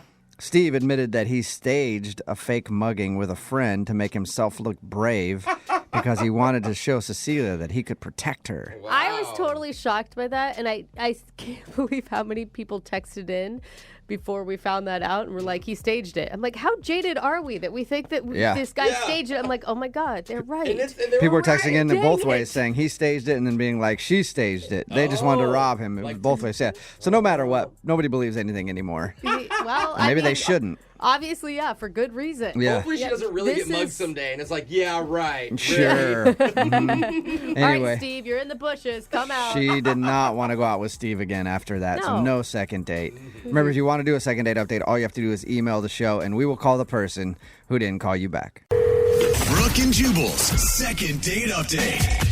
Any of you guys ever been on a date with someone who just like sends everything back that they get during the meal? Oh, God. Yeah, actually I have. No, that would be so annoying. Isn't it obnoxious? Yeah, it is. I like to start doing that on dates now. No, because you want to be that high maintenance, don't you? Is there alcohol in this? I don't taste any alcohol in this. Why don't you march back there, put some liquor in it, and then come back and talk to me? Jen is on the phone with us right now. That's apparently what you did, right, Jen, on your date? Yeah, I sent back my dish twice. What? Wowza. Why? I mean, are you allergic to something and there's like a valid reason, or the meat just wasn't done properly? Well, the first time it was because it was lukewarm and it wasn't up to the temperature that I need. Mm-hmm. Okay. So I sent it back and they brought it back and it was nice and warm. And then the second time, it's because I wasn't sure if they cooked the chicken in an African-based canola oil, because if they did, I can't eat that. Yeah, you don't sound high maintenance at all. Not one bit. You got to admit, you're a little high maintenance. Well, I have a food allergy, so and the waiter didn't know if it was African-based or European-based, so he went and got the chef. And the chef came over to our table. All right. You're joking me? So did your date seem turned off by that? He probably thought it was a little too much.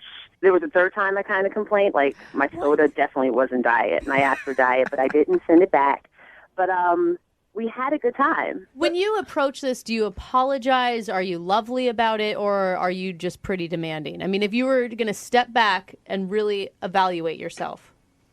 Well, it depends. If I send it back once and they correct it the first time, then I'm pleasant. But if I have to call them back 2 or 3 more times, then no. Yeah, you weren't very nice, were you? No, she wasn't nice. We have I probably have the most food allergies in this room, and we just have entirely different experiences. I will deal with something, I'll eat it because I avoid confrontation. Yeah, we'll break out in hives if need be. Did you like the guy that you went on the date with, though? Did you enjoy it and everything else? I mean, I'm assuming you did, that you're calling us to reach out to him. I had a lot of fun. We went out for drinks afterwards, and then we went to his apartment, and we watched a movie, and we hooked up a little bit. So I had a lot of fun. Ooh. Describe hooked up a little bit. Yeah, what does that mean? Second base? Yeah, because to me, hooked up means I left 3, 4 o'clock in the morning. Home run, baby. So more than just a little bit. That's it. You didn't even stay the night. Interesting. Why would he hang out with you for that long if it was the food stuff that really turned him off? I really hope that's not the reason. I have no reason why he wouldn't call me back. I don't know what's going on. What did he say when you left his place? He told me he'll call me. Okay. I know I can be a little difficult, but there was nothing weird or Are you also high maintenance in the bedroom? Yeah, I was going to say, she complained about the sex the entire She time. actually tried to send him back? That thing, yeah. I ordered a different one. This isn't hot enough. No, I know what I want, and I'm aggressive with it, so I get what I want. Oh, God. Okay. So that's a yes. Some guys like that, though. Yeah, I like that. I like a girl who knows what she wants and goes after it and is not afraid to say it. Maybe just like once or twice, though, not like over and over and over again. Well, she gets angry if she doesn't get it once, so All right. I'd watch out. Okay, Jen, we're going to call Trevor right after this. We're going to play a song, come back and call him and get your second date update, okay? Okay. All right, hang on. I don't want to leave you waiting on hold too long. It's just going to be like 4 minutes. Okay? Moving 92.5. Brooke and Jubal in the mornings. Second date update. All right, Jen, are you ready to call Trevor? Yes, I am. I'm going to be honest with you. If I had gone on this date with you and you sent your meal back twice and then complained about the diet soda not being diet soda and everything else, I'd probably get up in the middle of it and be like, ooh, got to go to the bathroom, and then never return. I mean, but this guy took her back to his apartment. Yeah. Right. What guy is going to... I mean, they watched a movie, they went to drinks. And they hooked up. Yeah. Which We had is a really good time. what you're going for on a date. That may be why he's not calling you back, though. Like, honestly, yeah. Mission if I were in that accomplished. situation, I would go throughout the night with you and see if I could make the best of things, and then the next morning maybe not give you a call. So that's probably why he's not calling you back. That's going to be my guess. Okay? Okay. I don't like that, but She sounds so nice. It's hard to believe that you could be that demanding. just don't mess up her meal. Yeah. I'm a very nice person. I'm a very fun person. I'm particular about certain things. That's all. But, you know, that can turn some people off, though. Or on. All right. All right, we're going to call him right now. And see if he answers the phone and get your second date update, okay? Okay. All right, here we go.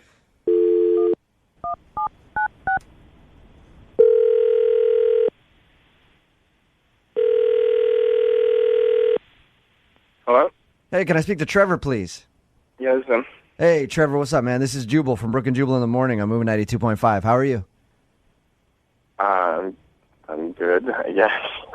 I'm calling because you recently went out on a date with a girl, and now you're not getting back to her. Would you mind talking to us about it? Let's do it, I guess. Yeah. It's okay. You're Wow, down to do Trevor. it. It looks like you Okay. sound like a real passionate person. Yeah. Do you have any guess as to who it would be? No, I don't. Okay. Oh, really? What's the most recent date you've been out on? What's the girl's name? He's thinking in his head, don't mess this up, don't mess What this you up. want me to say? I mean... The girl that emailed us about you, her name is Jen. Oh, yeah, Jen. She... That's not who he was thinking of. No, it wasn't at all. Yeah. But Jen is the one that wants to get in contact with you again because she said you haven't been calling her back since your date. She shared with us that on your date, she may have seemed a little high maintenance because she sent her food back a couple times. Are you laughing? Are you laughing? Yeah. So, okay, wait. Why the laughter, though? I don't know what she told you. We went to dinner, and it probably took, I don't know, a half hour to find a table that we wanted. And when I say we, I mean... Oh. I don't mean... So she told us that she sent the food back, but was she doing that thing too, like, oh no, I don't want to sit here, I want to sit there, asking the hostess to move you and stuff? It happens all the time, but it's the most annoying thing on the planet. I mean, but maybe she was just nervous at the beginning of the date, Trevor. So is that what happened? I don't think she was nervous. I mean, first it was too close to the door, too cold. After that, we were too close to the kitchen because apparently she didn't want to know there was a kitchen making food somewhere in the restaurant. You're right. So we had to move. We eventually moved to an area that was basically closed. Like, the server had to come to another room to serve us. No, that's the worst. As a former server, that is the worst. And even that was like, she was like, yeah, I mean, this will work. Oh, wow. So ultimately, she was high maintenance. High maintenance doesn't really begin to describe what Jen might be called. So did you just take her back to your house because you wanted a piece? I mean, if you knew from the beginning you weren't going to like her. Well, I had put in so much work already. Yes! Attaboy.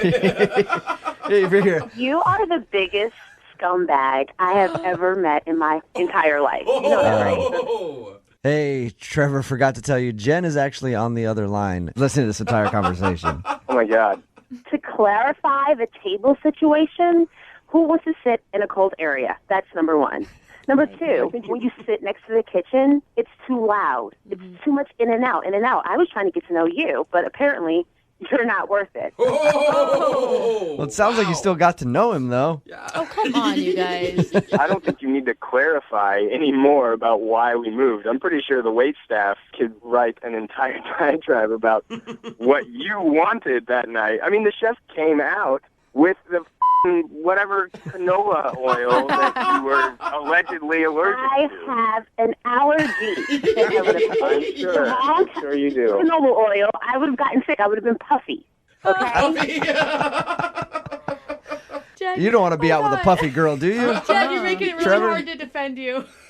Because I know what I like. Is that why I'm high maintenance? You're not high maintenance. You are beyond high maintenance. You are high maintenance. Because I know what I like. There was nothing wrong with me sending back my food or picking another table. Like, this is just the dumbest thing I've ever heard. I sat there staring at my food getting colder and colder and colder as you had a pleasant chat with a chef for a half hour. You're exaggerating. It wasn't a half hour. It was a half hour. And now the chef came out. And you were a waste of a perfectly good Friday.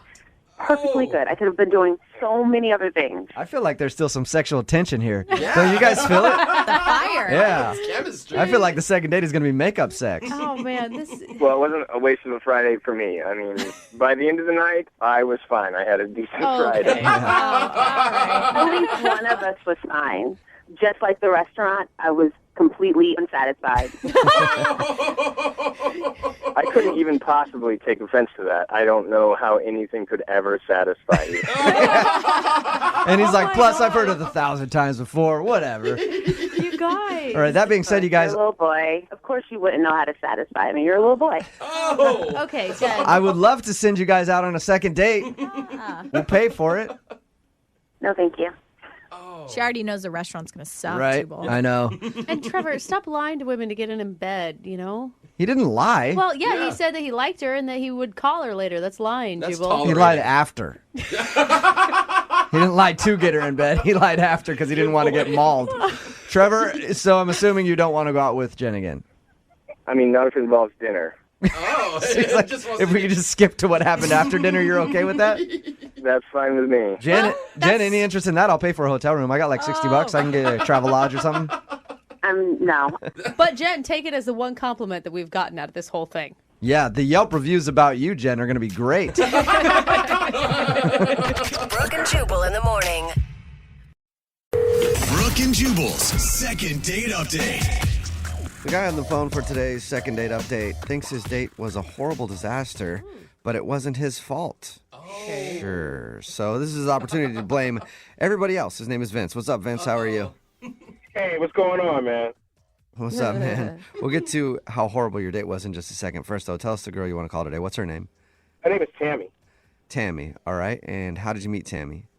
We met on a dating site, and we talked for a few weeks, and we were able to go out on our first date. Okay. And was this like every other date that you'd been on from a dating site, or were you anticipating something more special? Well, I just broke up a while ago. I was in a long-term relationship, and I haven't really been out there dating that much. So Right. she was like the second person that I was able to kind of connect with. Oh, Okay. so this is pretty new to you, this world of online dating. Absolutely. I haven't been out dating for a while. All right. And it was a disaster. But you say, well, you said in your email it was a disaster, but not your fault. So let's go and find out how everybody else screwed up your date. What happened? Well, basically, you know, like I said, I haven't been dating for a while. My idea was to do a dinner and a show. Simple. I looked up like dinner and a show options, and that seemed a little expensive. You know, I'm not cheap, but it just seemed a little expensive. So I talked to a buddy of mine, and he gave me the idea of maybe doing hibachi. Oh, I love Okay. those places. Yeah, those places are fun. Yeah, and it's such a good date because it gives you something else to talk about instead of just having to stare at each other over food. Absolutely. So what's going on is you have the dinner and the show all combined. Oh, yeah, because they have those cooks that like flip things around, and everybody goes, "Oh my god, that was the most amazing thing ever!" Is that a volcano? Yeah, or an onion? wow, Is that a cool. volcano? And Dude, you I guys- love it when I say that every time. Yeah. You're like, I'm taking pictures of everything. You get to bond over that kind of stuff, right? Yeah. So, you know, we get there, and the restaurant experience wasn't that good. Oh. You know, it started off like, you know, the drinks are fine. The whole, you know, the soup, you know, they bring out the soup, they bring out the salad. That was good. And then things went downhill when the chef came out. Really? Why? He was all over my date. He was just staring at her. It was like he was eye-banging her. You know what I mean? It was crazy. What? Oh. I thought you were like not loving his show that he was putting on. He wasn't flipping to your standards. Nah. It just wasn't really comfortable the way he was, you know, eyeballing her when we're sitting down to eat. So did you try to fight him? No, I didn't try to fight him. I don't recommend that. Those dudes are good with knives. I've seen them. Look, you know, I'm not the type of guy that really tries to start anything, but I really had to make a comment. You know, it's like it's really hot over here. You know, it's just it was crazy. He just wouldn't stop like eyeballing my chick. So wait, hold on though. It's not like he's performing for masses of people. Like it's easy to make eye contact between you and the chef at one of those places. Yeah, but you don't lock in and stay focused. You know, he missed his pocket with the shrimp. You know, obviously he's distracted by her looks because he couldn't get the show done. Okay. So he's trying to do his like fancy chef flips and all that stuff, but he was just staring at your date the whole time? Yeah, he's staring at her, and then he messed up the flaming onion thing. What? Yeah. It's supposed to be a volcano with fire shooting straight up in the air, and all it was a little bit of steam. Oh, wow. Okay, wait. That's probably the worst part about the whole thing was the dude couldn't get his onion volcano done the right way. That's happened on many a dates. I think people at the table were disappointed, too. Yeah, I bet. Okay, but what was your date thinking? Did she say she was uncomfortable with the way the chef was looking at her? You know what? I mean, it's our first date, and, you know, we haven't hung out, so I think she was just being polite about the whole thing. So, I couldn't really get a good read on it, but I wasn't comfortable, and I didn't like it. Well, I'm just saying you could come off as a real jealous person if she didn't notice anything and you were outraged the entire time. Come on. How could she not notice it? The whole table noticed it. Okay. Oh, wow. But was the date with her other than that okay? Or I'm not sure. I mean, she's not calling me back. I mean, the bottom line is I was so disappointed, and I didn't leave a tip. Oh, yeah. It's possible she saw that I didn't leave a tip. Is she thinking I'm cheap? Okay. Dude, I think you Maybe. took the wrong route. I don't think you should have gotten angry with it. I think you should have made jokes about it and then like made it like an inside joke thing between you two. Then it could have been funny and fun to talk about. Did you not hear me? This guy's like eye-banging my date. All right. It's kind of funny. I don't know. If you got that upset, that loud at the table, I guarantee that's probably why she's not calling you back too. Yeah. So you think that is because she saw you not leave a tip and maybe thinks you're cheap? It had to be that. I don't know what else it could be. Okay. Well, it makes sense. How are things at the end of the date? Was she cool or? You know what? Everything was pretty cool the way the date ended. What I really just need help with, I want to go out on another date with her without a third wheel. I think that hibachi guy messed everything up for me. Okay. And I want some help. I want to go out again. Okay. So have you tried reaching out to her and she's not talking to you at all?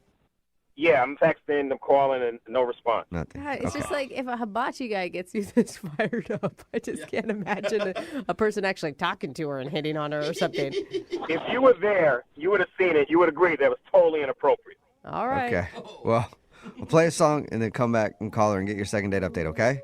I appreciate it, man. Thanks. All right, man. Hold on. Moving 92.5. Brooke and Jubal in the mornings. Second date update. If you're just tuning into today's second date update, Vince is on the phone and he wants to call a girl named Tammy. They went out to a hibachi restaurant and he thought the date went horribly because the chef was looking at his date the whole time. So much so that he couldn't even concentrate on his tricks. He screwed up the volcano onion thingy, was flipping shrimp around, couldn't catch it in his pocket, and Vince was outraged. And he thinks the reason that he's not getting a call back is because he didn't leave a tip. So, Vince, we're about to call her, and I hope that at the end of this, whether it goes good or bad, you'll do the right thing and give us the customary 40% tip that you're supposed to give for second date updates. 40. Yeah, it's a 40% tip standard. I don't know if you know that or not, but you should. Yeah, I'll do it. Yeah, so much for that free dinner at the end of this segment, huh? As long as you guys give me another date with her, I'll gladly give you 40%. Well, it's supposed to be either way, but whatever. Okay, fine. I think your biggest uphill battle is going to be trying to convince her that you don't have a jealousy issue. I don't think I do. The guy crossed the line. Mm-hmm. You know, I tried my best to keep my cool, but it is what it is. All right. I appreciate if you guys can give me a little help here. Yeah. Okay. For sure. All right. I'm going to dial her phone number right now. Here we go.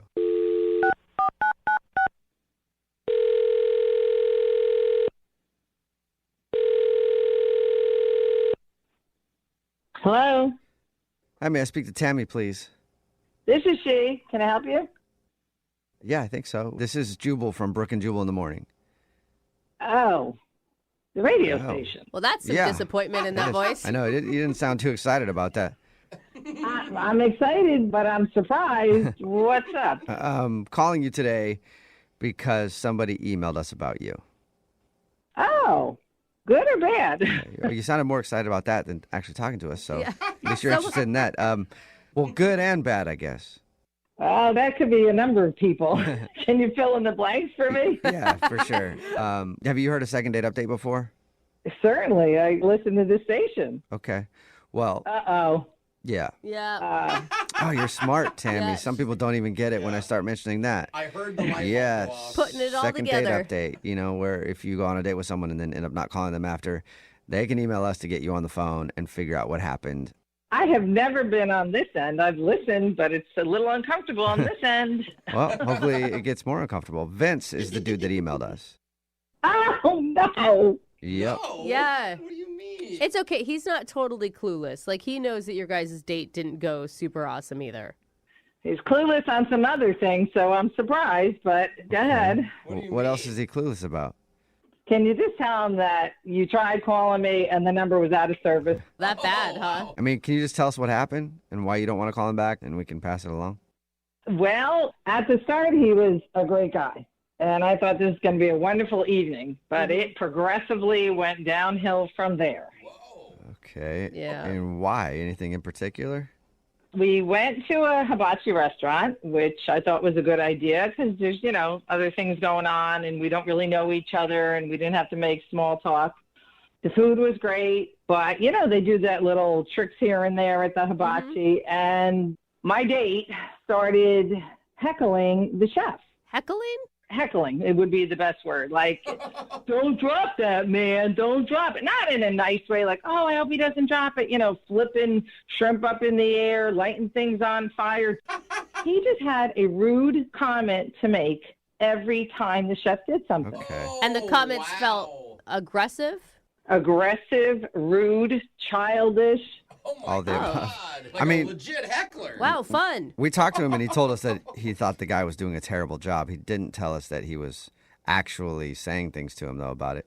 At one point, you're not going to believe this, he actually took a shrimp, tossed it in the air, caught it in his mouth, and he stood up, yelled at the guy, pointed at him, and said, I should work here. Wow. I don't think anybody would go if he was working there. Wow. Okay, so he was just mean to the dude and then was like, I can do your job better than you idiot. And then he doesn't even leave a tip. I mean, at some point, he should have realized he's being rude and embarrassing me and should have at least made up for it. But no, he just made it worse. Yeah. He thought the tip thing was the issue. Apparently, it was also heckling Right. Which is the hibachi chef.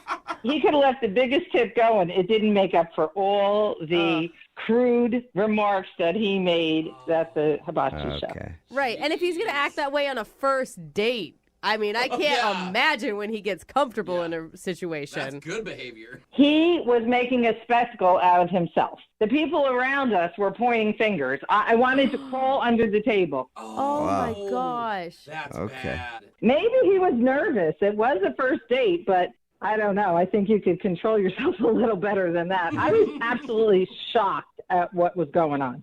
Tammy, you might be shocked again, and you've heard second date updates before, so you probably forgot or don't remember that Vince is actually on the other line. Oh, no. Yeah. Yeah. Vince is on the other line listening and wants to talk to you. Tammy, you know I was rude because the chef was rude.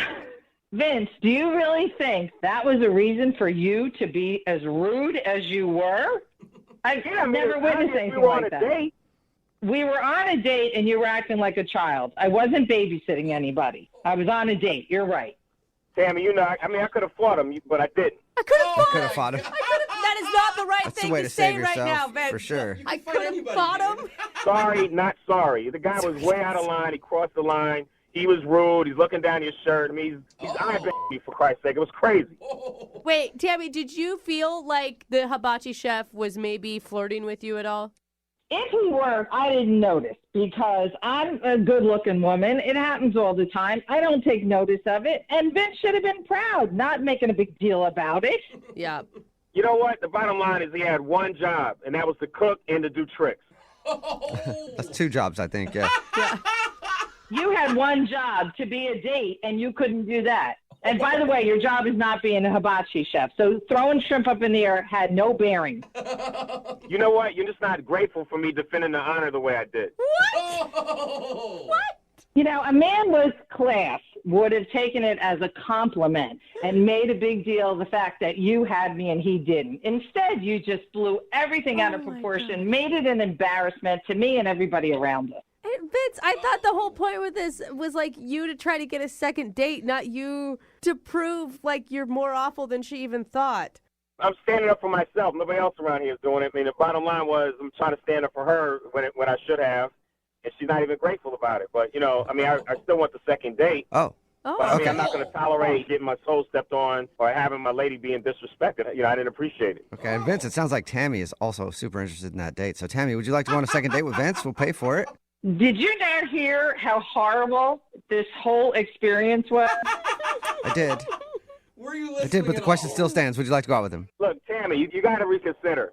Why don't you just come to my house and I'll cook you anything better that a hibachi chef could have possibly even thought about cooking? I mean, I can make you a nice ribeye, rice, corn, asparagus, and then I can show you some tricks in the bedroom that you can't even imagine. Oh, wow. Yeah, you think he was impressive with that shrimp on the date? Yeah. See what he can do in the bedroom, Tammy. God. How could any woman resist that offer, Tammy? Come on, Tammy. Oh, I'm just dying to jump in bed with you, really. After that first spectacular date, that's exactly what I want to do.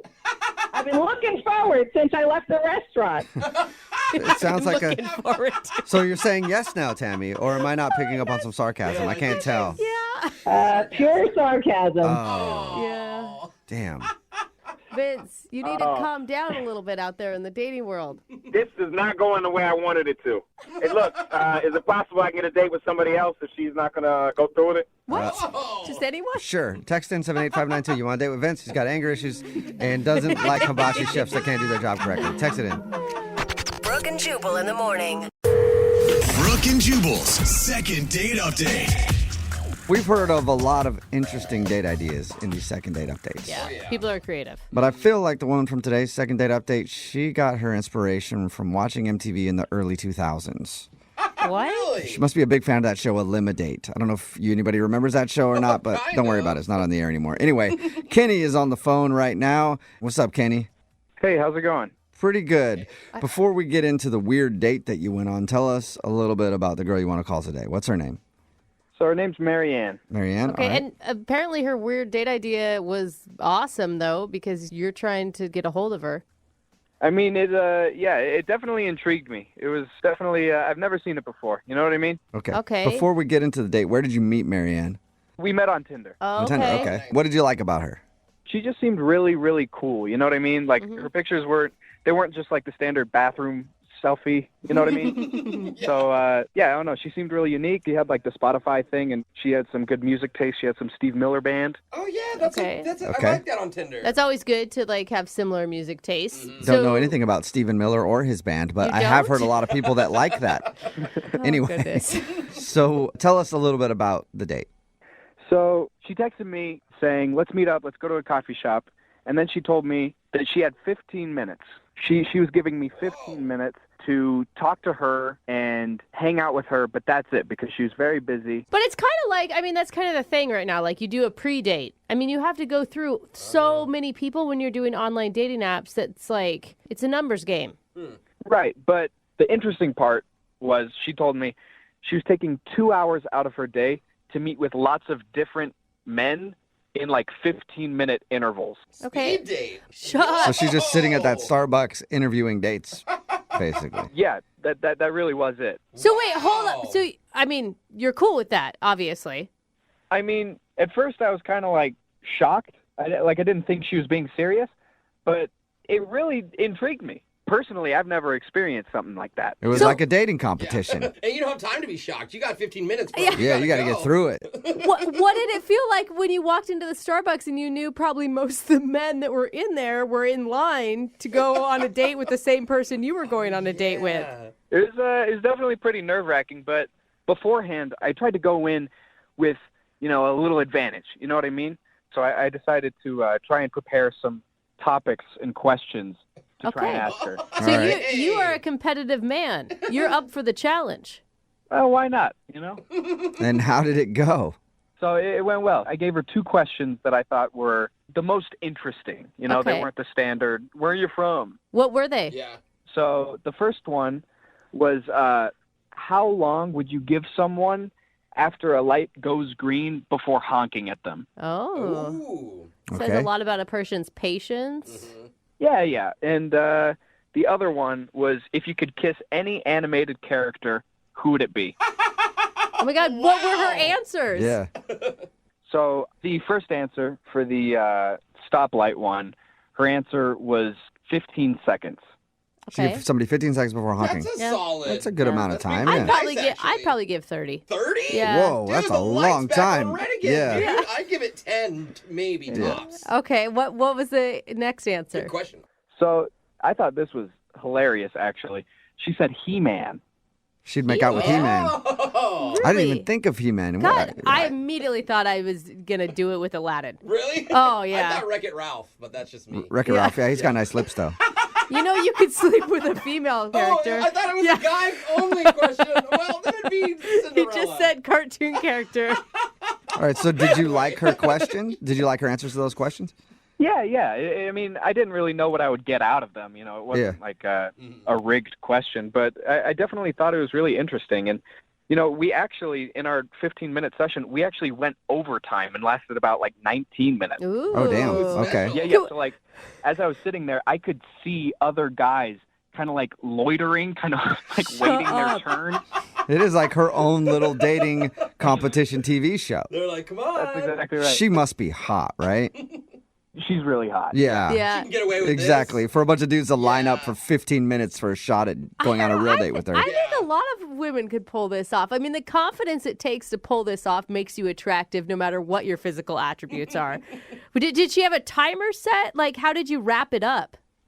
She would just look at her phone periodically. There wasn't like an alarm, but She didn't have a trap door. As soon as 15 minutes is up, pushes a button, fall through the floor. Next guy sits there.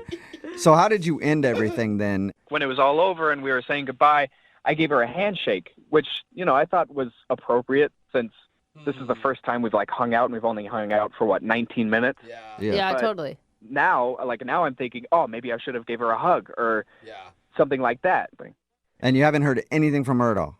Unfortunately, that all took place on a Friday, and so I texted her that night and I said, hey, it was really cool going out, I thought it was really funny, really had a really great time. And then she left me on red that Saturday. And I haven't heard from her since last Saturday. Oh, my God. If it's not you, aren't you curious who she did pick? I am dying. Yeah, I bet. All right, well, we'll play a song, and then we'll come back and call her and get your second date update, okay? Sounds great. Thank you. All right, man, hang on. Moving 92.5. Brooke and Jubal in the mornings. Second date update. If you're just joining us for today's second date update, Kenny is on the phone, and he wants to call a girl named Marianne. And his first date with Marianne was less like an actual date and more like a reboot of the old game show, The Dating Game.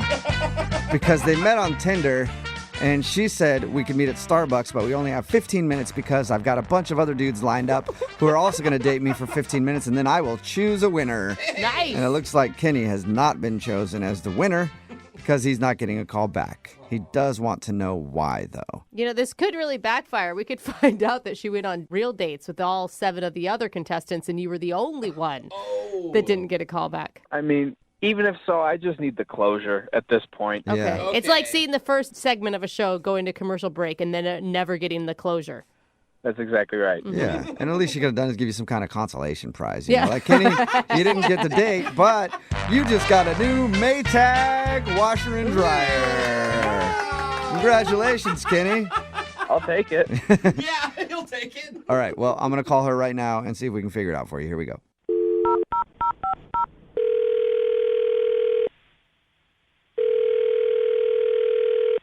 Hello. Hi, can I speak to Marianne, please? This is Marianne. Hey, Marianne, how are you? This is Jubal from Brooke and Jubal in the morning. Who is this? Jubal from Brooke and Jubal in the morning. It's a radio show. What's going on? Not much. What's going on with you? That's not what you meant. Okay, I'm really busy. I'm sorry. I'm a little confused. Okay, sorry. What's happening? I'll make this quick then. We do a segment on our show called the Second Date Update. That's where if you go out on a date with somebody and then they end up not calling you back, you can email us and we'll get that person on the phone and find out what happened. So we actually got an email about you from a dude named Kenny. Who? Kenny. He told us about a date that he went on with you where you gave a bunch of dudes 15 minutes to get to know you at a Starbucks, and then I guess you were going to choose the winner. Kenny was one of those guys. Oh. And I got to That's say, what this is about? genius move with the basically creating your own dating competition. Well, I wasn't trying to make it a competition. I'm just really busy, and I don't have a lot of time, and I just, wanted to get it done. Okay. Well, out of all the dudes that you hung out with that day, do you remember spending time with Kenny? I have to check my notes. Let me look. He said, this may help. He said that you guys went over the allotted 15 minutes and your time with him was up to 19 minutes. Oh, okay. I'm looking here. Yeah, he was guy number 4. Oh my God, you took actually notes? really for real have notes? Yeah. I thought she was Damn, kidding. you were organized. Dang. Can you give us a little information about your date with Kenny based on your note taking? I just felt he did well during the interview portion of the meeting. Wait, there's another portion besides interview? Yeah, there's the interview portion and then there's the closing. The closing? Oh, so is Kenny not a closer? Not with me. I think we had a good dialogue going, and then at the end of the date, he kind of just failed, and I wasn't impressed. What? He said he gave you a handshake. You wanted him to go in for a kiss after hanging out with you for 15 minutes? Yeah, he didn't kiss me, and it's a date. And what? You actually did want that? Yeah, hello, you have a limited amount of time. A real man would take advantage and close the deal, and I was giving him signs, and he just shook my hand. That tells me everything I need to know about him, whether he's a man, and he's not. He's trying to be a gentleman, Hold up. baby. Okay, that is unfair. First of all, I know that you probably watch a lot of reality shows, but dating someone for 19 minutes, that's impossible for anyone to really show who they are in 19 minutes. Like I said, I thought the interview portion went well, and he showed who he was, and I was giving him signs and signals to close the deal, and he gave me a handshake. I bet he was just trying to respect your space. Did the other guys that you hung out with that day kiss you? Yeah. Wait, hold up. All of them? Not all of them, but some of them. So you're just inside a Starbucks for 2 hours making out with multiple men? I wasn't making out, and it wasn't multiple men. So basically, you don't feel like Kenny is dating material because he didn't try to kiss you after your very abbreviated date.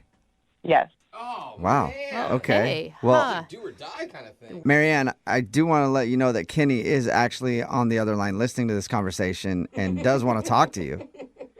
Well, I really don't want to talk to him. So, and I got a lot to do today. Marianne. Well, there's Kenny anyway. Yeah. Can we talk for a second, Marianne? I guess so. I mean, you got me on the radio show to begin with. You know. Listen, I know it probably wasn't the best way to go about it, but neither was an interview, a 15-minute interview. You signed up for it. I didn't. I mean, yeah, I thought it was interesting, you know. But I thought in the 15 minutes, me. You're the one who showed up. You decided to meet me. If you don't like my style, then don't hang out with me. You're right. But we spent 15 minutes together. It was our first time meeting. Like, you want me to kiss you after that? I mean, don't get me wrong. I'd love to. That'd be great. I think you're a very wonderful woman. But I mean, I am shocked that a couple guys, they actually had the nerve. That's insane to me. It's not that they had the nerve, they had the confidence. Whoa. Okay. I gave you the signs. You didn't pass. You don't have what it takes to be in a relationship with me. Whoa. You lose. Whoa. You lose? Marianne, okay, wait. Marianne, if you're such a strong woman and you're such a confident woman yourself, if you liked him, why didn't you go in for the kiss? Why didn't you make the move? Thank you. Look, I want a strong man who takes charge, and you didn't do that, okay? I want a man who knows what he wants. I want a man who takes what he wants. I don't have time for anything other than that. Whoa. I do know what I want. I was just trying to be courteous. Yeah. I didn't know that in the process that there were different sections. I didn't know that you had it divided up into interview and closing. And is there a written section? Do I need to bring a number 2 pencil? I texted you the rules. You knew how it was going to go. You agreed to it. You confirmed with me. You knew what was going on. That's why I prepared my interesting questions. And they were great. I told you, you passed the interview. It was the closing section. You did not. Well, I can close, and I would have loved to close with you. I don't know. Why don't you kiss me right now? Huh? Is that good? What? You want me to kiss? Here, give me a kiss. Give me a kiss right through the phone. How's that? 3, 2, 1. Is that good? Did that close? That was so No, weird. it's really weird, man. I mean, come on. It's not even funny. It's not even clever. Well, you know, you said that you wanted a guy who takes charge. There's some charge for it. You want some more charge? Here, come on a second date with me. Let's go on a second date. Let's grab some coffee. Let's go grab some coffee and hang out for 20 minutes. Does that cut it? Is that good? We can make out. How does that sound? Is that great? Oh, my God. I don't know if he's angry or confident. Kenny, no, this is not working. Oh, no. I'm taking charge now, baby. Oh, yeah, I'm feeling it. I feel the charge in my bones. Oh, this is what you like, right? Not really. I mean, you're over the phone. Oh, please. I know you can feel it. I know you can feel it in the sound. Oh, my God. Can I get off the phone now, please? Really? Like, please, I'm begging. No. You listen here, Marianne. You're sending me mixed signals. You know that? Because you're like, oh, no, I want a guy that takes charge. I want him to kiss me after 15 minutes. But you're also like, oh, no, I want a guy that plays by my rules, and I want to have complete dominion over him. What do you want, Marianne? What do you want from me? I want to get off the phone. Okay. Did you even go out with any of the other guys? I did. You I went did? on another date. Really? And how did that work out with your strong men? You know, I'm sitting here being criticized. It went very well, and I don't appreciate any of your tones. I'm very busy today, and I've already been on the phone for 20 minutes, it feels like. So can we wrap this up? Yeah, absolutely. Okay, well, and I was she's taking just charge. looking for an opening to do that. So thank you very much, Marianne, for helping me out with that process. Would you like to go on a second date with Kenny? We will pay for it. What do you think? I'm going to go with no. You don't have to think about you it, still dude. sound on the fence to me, Marianne. He was a no then, and he's a no now. Wow. Oh. You know what? This sucks, man. I try to be a gentleman on a date. I try to be nice and courteous. So, yeah, I give you a handshake, and then you get mad when I don't kiss you. Come on, man. This is stupid. That's my style. Obviously, we don't connect. You don't get me. Let's wrap this up.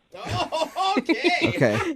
She is direct. Well, Kenny, I'm sorry you didn't get a second date. It's all right. And the next time you meet any woman at a coffee shop, now you know you just kiss her right away. Good just to idea. be sure. Real good advice. Brooke and Jubal in the morning. A lot of people texting in at 78592 right now, not a fan of Marianne from today's second date update. If you missed it, this dude Kenny wanted to call Marianne. He told us he went on a weird date with her where she would only give him 15 minutes of time to impress her. She was upfront about it with him and said her schedule was very busy, so she was going to meet with 8 dudes in one day. And each of them got 15 minutes, kind of like her own speed dating. Eliminate. Yeah. I made the comparison to that old MTV show, Eliminate. And that's what she did. Kenny thought it went great. Didn't even mind having to do the 15-minute get-to-know-you session. Yeah. His actually even went 19 minutes, so he thought he was in for sure. But he wasn't getting a call back. So we got Marianne on the phone, and it turns out that she said Kenny couldn't close the deal and took off points from his score, and she actually grabbed notes, too. Yeah, she called him guy number 4. Yeah. Dude, I would hate to date a girl like her. She's like overly organized. Way too organized. I mean, even in your dating life, you're organized. She said that she took off points because he didn't try to kiss her at the end of their 15-minute hangout. It's still baffling to me, though, that she sounds so controlling that she's not the one that would want to initiate the kiss. Yeah. Right? She said she's looking for It's really hard for me to, like, That's a good point. a dude to just together. take control. Yeah. And she said a couple of the other guys kissed her at the end of 15 minutes, and she liked that and decided to go out with them instead. Can you imagine being a barista in the Starbucks she was at? Oh, that would man. be so amazing to watch this whole thing go down. Like, what is she a hooker? Like, what is happening? Why does she have all these men coming in? Well, probably when you first saw it, you'd think job interview. Because I've seen a lot of job interviews in Starbucks, and people keep coming in, they got 15 minutes, and then she starts making out with them. You're like, whoa. She's kissing all the candidates. What I kind of don't job get is what's that? happening. Remember, if you want to do a second date update, all you have to do is email the show, and we will call the person who didn't call you back. Brooke and Jubal's second date update. There are a lot of inopportune times that you could lock your keys in your car, like, I don't know, a first date. Oh, that no. could suck. Oh, God, I hope you have AAA. It's Brooke and Jubal in the morning on Movie 92.5.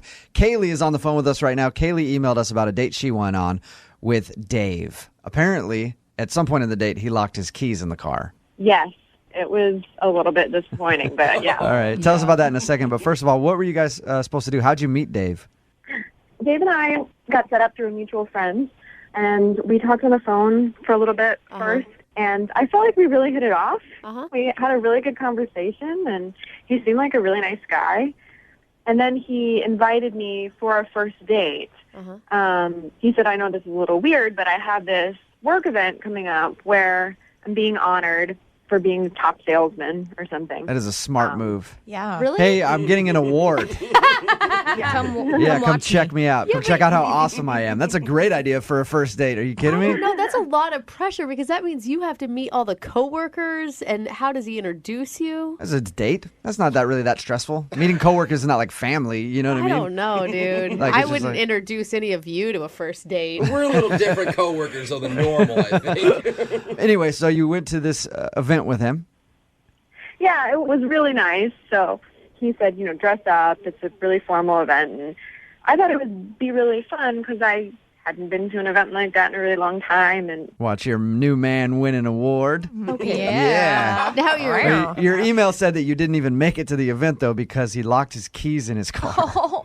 Right. We stopped for gas, and we were both outside the car in the gas station, and he locked his keys in the car. God. And I'm guessing you got a new dress for the whole thing and spent some money.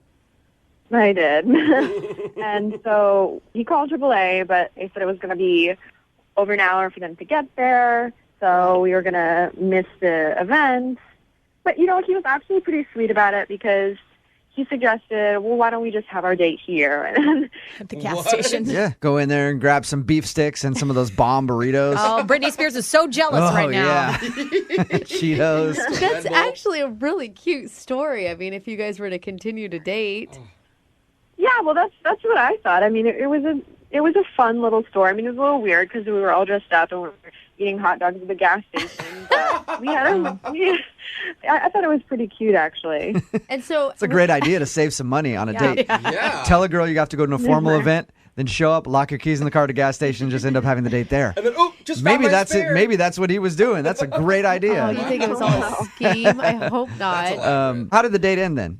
We missed the event, so after Guy got there with the keys and everything, he gave me a kiss on the cheek, and he said, let's do this again next week, and let's have a real date this time. Sorry about everything. And I told him it was okay, and that I was looking forward to going out with him again, and that was it. And you haven't heard anything from him? No, and it's been 2 weeks, and I've texted him, but I haven't gotten anything in return. I've eaten a lot of gas station food in my day. Maybe he's just been sick for like 2 weeks. That's so gross. That could be it. All right. But- Well, we'll play a song, come back, call him, and get your second date update, okay? Okay. All right, hang on. Moving 92.5. Brooke and Jubal in the mornings. Second date update. I was going to say it again. I think that my theory is correct. Oh, no. Dave took Kaylee out on a date, said it was for a formal event where he was being honored as one of the top salesmen in his company, then took her to the gas station, conveniently locked his keys in the car, and then had a impromptu gas station date. No way. It's a great way to not spend a lot of money and make it seem like you're awesome. She also has a lot of selection. You have to spend the money to get the keys out of the car. It doesn't cost that much at AAA if you have it, which is a monthly thing. Kaylee, what do you have to say about this before we call him? Do you think there's any weight to what Jubal's theory is? No. I don't know. He seemed embarrassed. It may not be his first time. He's a good actor. Well, All right, Kaylee, we're going to call him right now, see if we can get him on the phone, okay? okay. All right, hang on.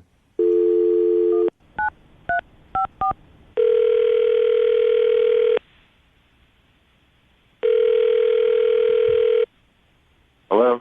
Is David there? Yeah, this is Dave. Hey, Dave, what's up? This is Jubal from Brooke and Jubal in the morning. I'm moving 92.5. How are you? I'm good. Who is this?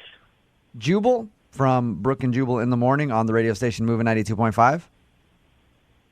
Okay. Somebody recently went on a date with you and is wondering why you're not returning her phone calls. So somebody gave out my personal information to you guys? Yes, just the phone number. I don't know anything else about you other than that. It's a girl named Kaylee. Do you remember going out on a date with Kaylee? You locked your keys in your car and then spent it at the gas station with her? Yeah. The date really didn't turn out as I was kind of hoping and planning for. What? What does that exactly mean? Man, Do you just mean like you were taking it as a bad sign that all these bad things were happening on the first date? no, I mean, like, I actually locked the keys in the car on purpose. Oh my gosh, you did not! You did. Dirty dog. I hate when Jubal's right. I hate that so much. Okay, so why did you lock the keys in the car on purpose? Well, it was my big night, getting honored with this huge award. You know what I mean? I just wanted to impress my boss. I wanted everybody to see me with somebody really, really hot. Yeah. And my buddy sent me a picture of this girl who was, like, really, really attractive, okay? Okay. But then I go to pick up Kaylee, but then this girl walks out to my car, and it's obviously not the girl in the picture. What do you? How like totally different girl, or she just looks different from her picture? It's not the same girl. Like, it's not like it was an old photo or anything. This is not the same girl as the text picture that my buddy sent me. This is like, I don't want to say like night and day, but it was different. You know? So you're not saying that Kaylee was a disappointment when you went to pick her up. Like, you're saying she was completely another person. Like, you called the wrong girl?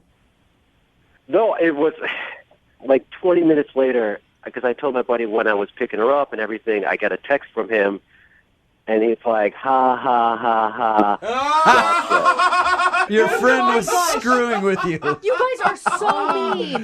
That's part of your big night, pal. So you hit this So you girl called- at a gas station? You called your buddy and were like, hey, I need a really hot chick for this event. He's like, I got somebody perfect for you. Found a picture online probably, sent it to you, and then hooked you up with Kaylee. Yeah, I mean, it was like a bad situation for So me. you locking your keys in your car at the gas station was just an excuse to not go to your work function. Oh.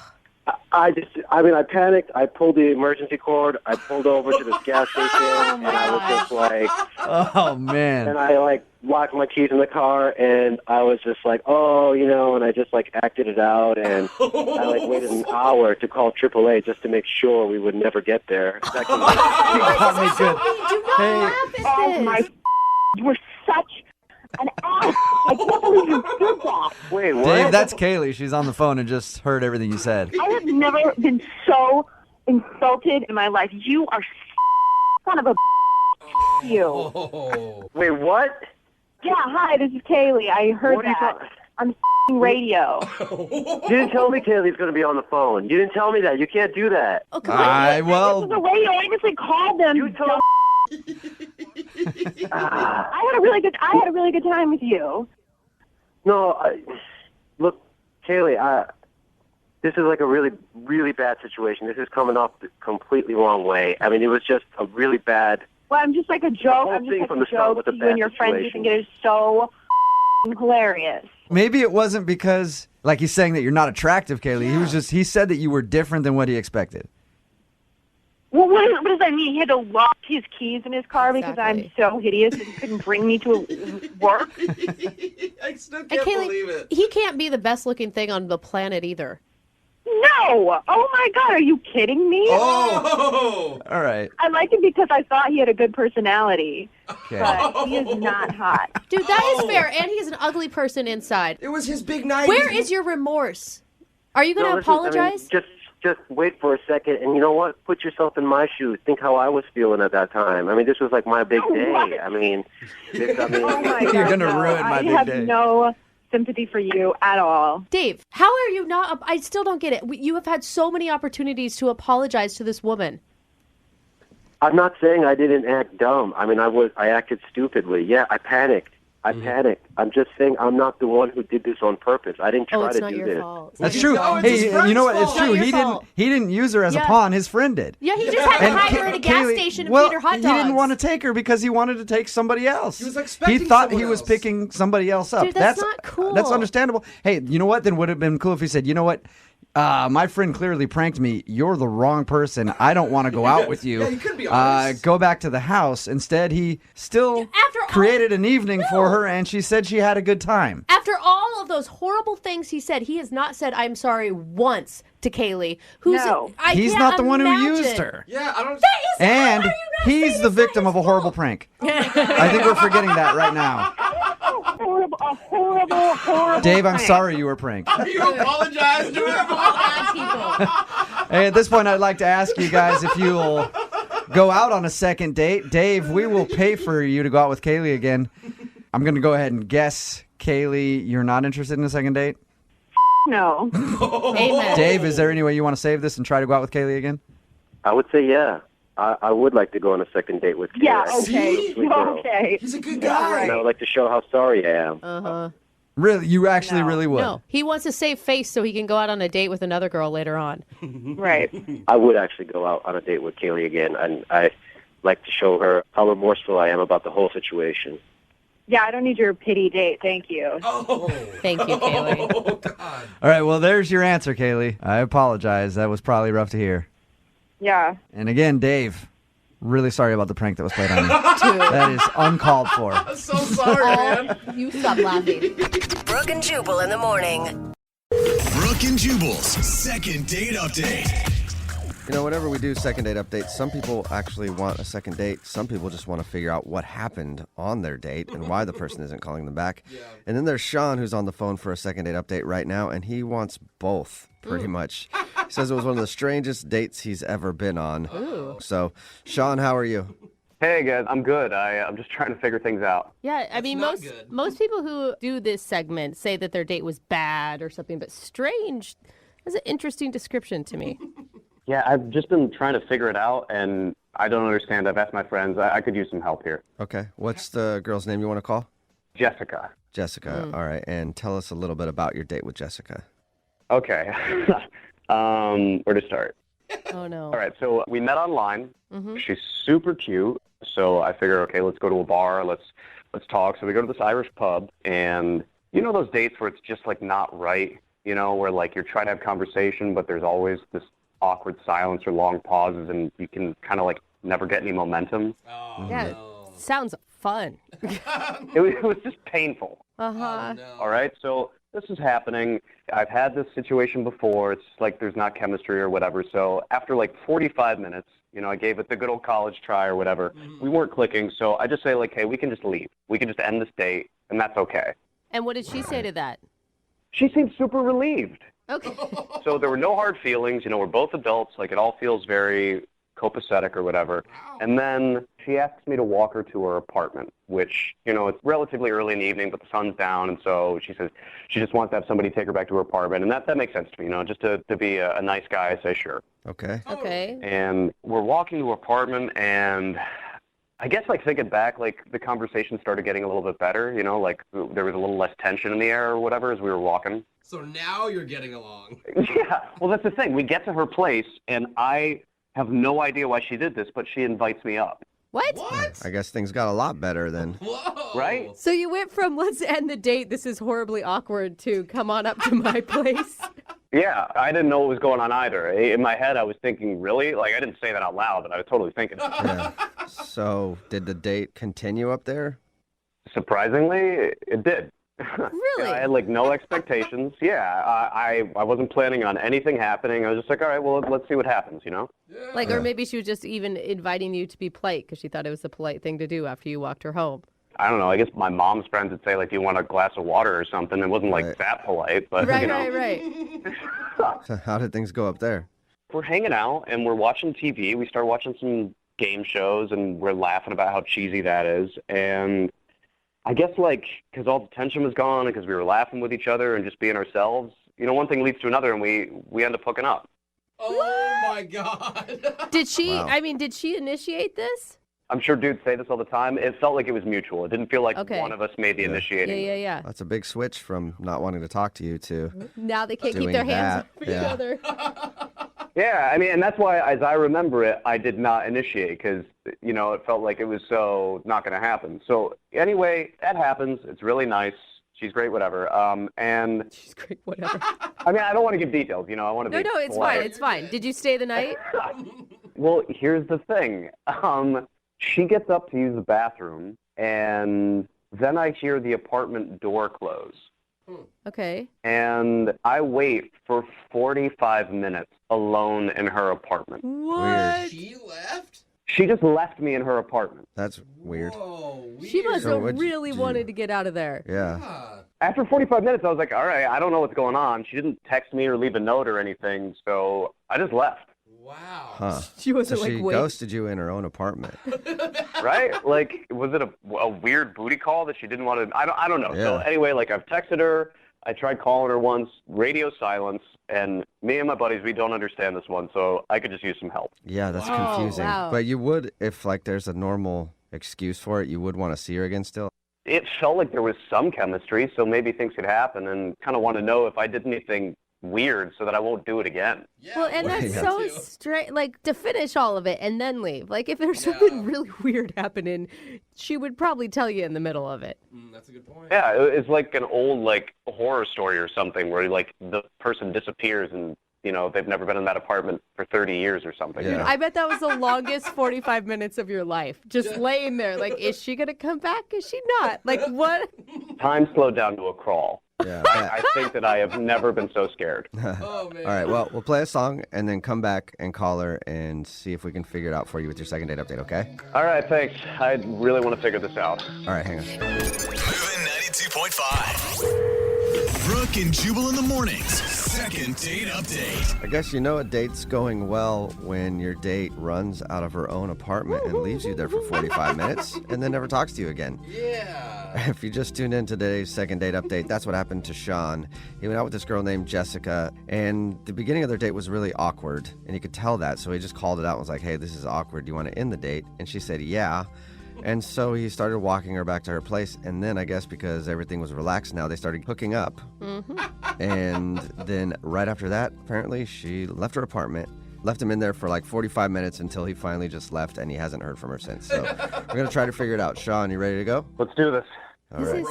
It's so weird. I can't think of any good reason I would leave a stranger in my apartment. Yeah. Other than maybe she fell in the bathroom, got amnesia, forgot you were in there, and just wandered out. Like, I feel like that's the only good situation that can happen there. God, I could only hope that that's the case. Yeah. Well, we'll try to figure it out. I'm going to dial their phone number right now, okay? Thank you so much. I got to know what's going on. Okay, here we go.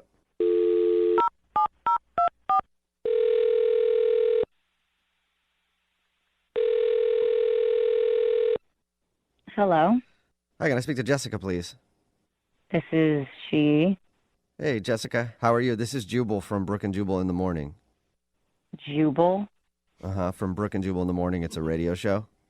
Yeah, I know it. I just cool. don't know why you're calling me. I'm calling you because somebody emailed us about you. Was it my friend Karen? I don't think so. I haven't seen one No. from Karen. I'll check, though, later to see if she emailed. But no, this is from Sean. Oh, my God. You remember Sean? You went out with Sean? Yes.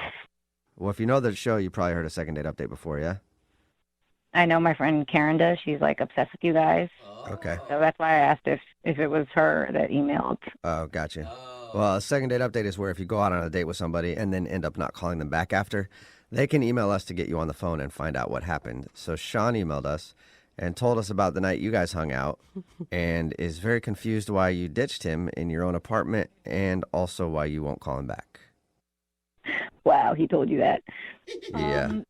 It was not great. I honestly wish that this had never even happened, and I can't believe I'm reliving this on a radio show right now. It has to be worse than not great. I mean, to leave a stranger in your apartment. Yeah.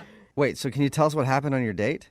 Okay, so me and Sean went out, and I had a very weird feeling from the moment that we got together. Like, something was just off. Is that why things were awkward at first? Because he told us about your date. He said things were obviously awkward between you two at the beginning of it. Yeah, I just had a weird feeling, and I guess that, like, carried into how the date went. So wait, like weird feeling like you felt like he was a serial killer? Because that's how, whenever I say weird feeling, I feel like someone is bad. Not that I thought he was going to kill me, because I would have, like, left at the restaurant if that was the case. But when he said, hey, this isn't going well, I was relieved, you know? Like, I was relieved when he suggested that we leave. And I asked him to walk me home, and things got, you know, a little bit better. We were talking and enjoying ourselves a little bit and enjoying the conversation. And so, wait, what did he tell you? He just said that you guys ended up going up to your place and then things were better. And then after you guys were done hanging out, then you left and didn't hear from you. Yeah, well, there was a moment where we were sitting down and he dropped his phone. And when he reached for it, he said, oh, corn nuts. Okay. This is after you guys have hooked up or before? He told you that? God. This is after. Okay. Considering you know the details. This is after. So he drops the phone. He says, oh, corn nuts. And I realized that's something that one of my uncles used to say all the time. So he remind you of your uncle or something? Oh, no. Well, that uncle has a son named Sean. Wait. What? Whoa. So are you thinking that What? Sean is your cousin? Yeah. Shut up. I'm still not 100% sure, but I hadn't seen him in a while if it was him. So I just panicked. I panicked and I left. But you know what your cousin looks like, right? I mean, I haven't seen him since we were children. Oh. People evolve. And all Sean's kind of look the same. That too. So you think that he's your cousin and you went out with him? That sounds so much worse when you say it. Have you done any research into this? Like, I would be on the phone immediately with my parents, like, hey, where's cousin Sean at? What's the likelihood? Please tell me he disappeared. Yeah, Or wait. it's living in another country. Give me some hope. I honestly have just wanted to pretend that this never happened, and that's kind of been my approach. I can understand that. Because you think you slept with your cousin. Stop. Please stop saying that. Oh, my God. It's mortifying. Oh, my God. Yeah, that'd be embarrassing. Why don't we? I'm going to be sick. You know what a good idea is? To check with him and see if he actually is your cousin, because he's on the other line listening to this and wants to talk to you. What? Yeah. Well, maybe he's still there. I don't know. Sean, are you still there? Jessica, oh my God. Oh, my God. Oh, my God. Did you hear all that? Yeah, Did you just hear all that? I did. Are you Hank and Lily's daughter? Yes. Shut up. So you guys are cousins? For real? Oh, corn nuts. Don't say that. Oh, my God. How did you not recognize me? How did you not recognize me? Your hair was so short before. Hair grows. Sean. When was the last time you guys saw? I mean, I know the last time you guys saw each other, but when was the before that? When was the last time you guys saw each other? I don't know, like 15 years ago. Oh my God. Wow. In the first date conversation, none of this came up. Like your family history, where you're from. Like those are things that you normally talk about. Like what your parents do. I mean, maybe that's why it was so awkward, because we didn't think to use those conversation starters. Yeah. Wow. Did you know the whole time, Sean? Did you know that she was your cousin and you just hoped she wouldn't find out? No. Gross. I'm just saying. Like he's like, Come maybe on. that's why we didn't think to do those things. Look, Jessica, I had no idea. You are very attractive and you're a great kisser. But Don't like that. Don't. What's wrong with you? Yeah, it's probably not the best. Complimenting her like that's probably not the best thing to do. I'm just being honest, all right? It's good to compliment people. No. Yeah. No. Maybe Why not in are this you situation. grossed out by this? You are not grossed out. I'm not trying to be gross, all right? I don't know what to say right now. This is uncharted territory. Good. I'm glad. Yeah, that's good to hear. Say that you're going to act like this never happened so we can move on with our lives. Oh, my gosh. I have a very important question for you, Jessica. Have you talked to your parents? Oh, no. No. Why? Did you? No, I told them that I had a weird date, but I didn't get into specifics. Oh, they have Okay. no idea. Yeah, you guys might want to keep it a secret forever. Yeah. Unless, Jessica, you want to go on a second date with Sean, we'll pay for it. What? I don't. Is that No. legal? What? God. I don't Yeah. think we're allowed to. No? No, I said no. Obviously, I never want to see him again. Oh. Just for the record, Jessica, I feel horrible about this, and if you want to meet up over coffee or something and talk about it, I'm No, down. I don't want to meet up if over. you need No, time. I don't ever want to see you again. Yeah. Ever. Yeah. Well, Sean, So.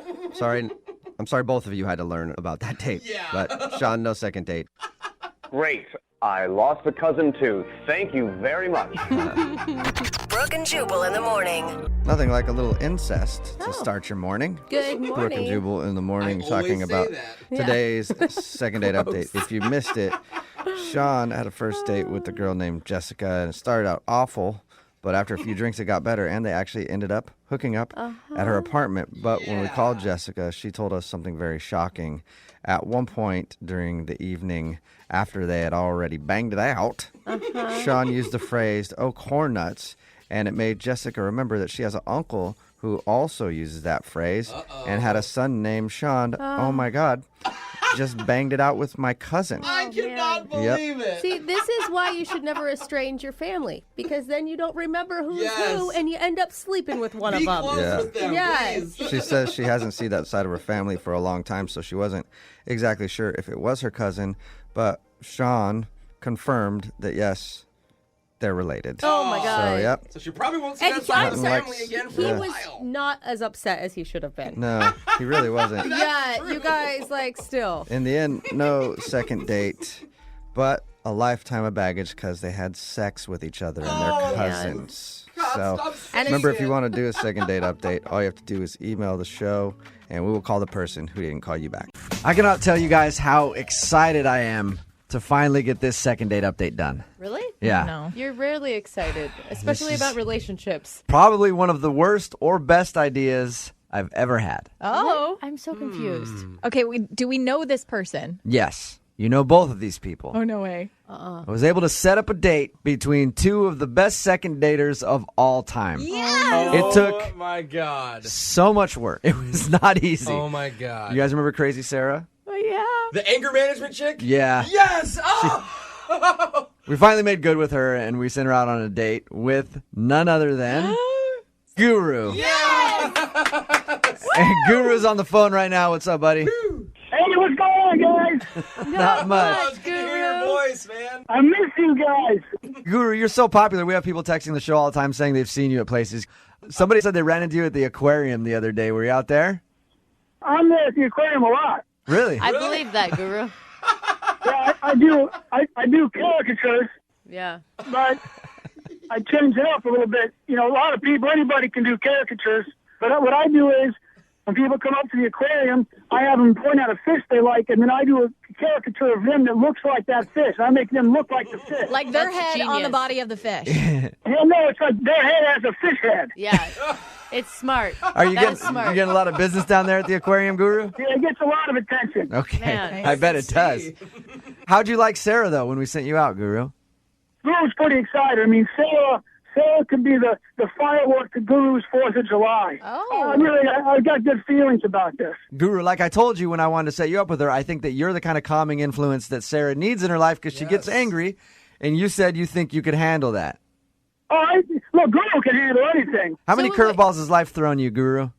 Curveballs, I lost count a long time ago. The parking lot of my life is littered with home runs all over the place from what people think are curveballs, but they're not for me. Tell us about the date with Sarah, man.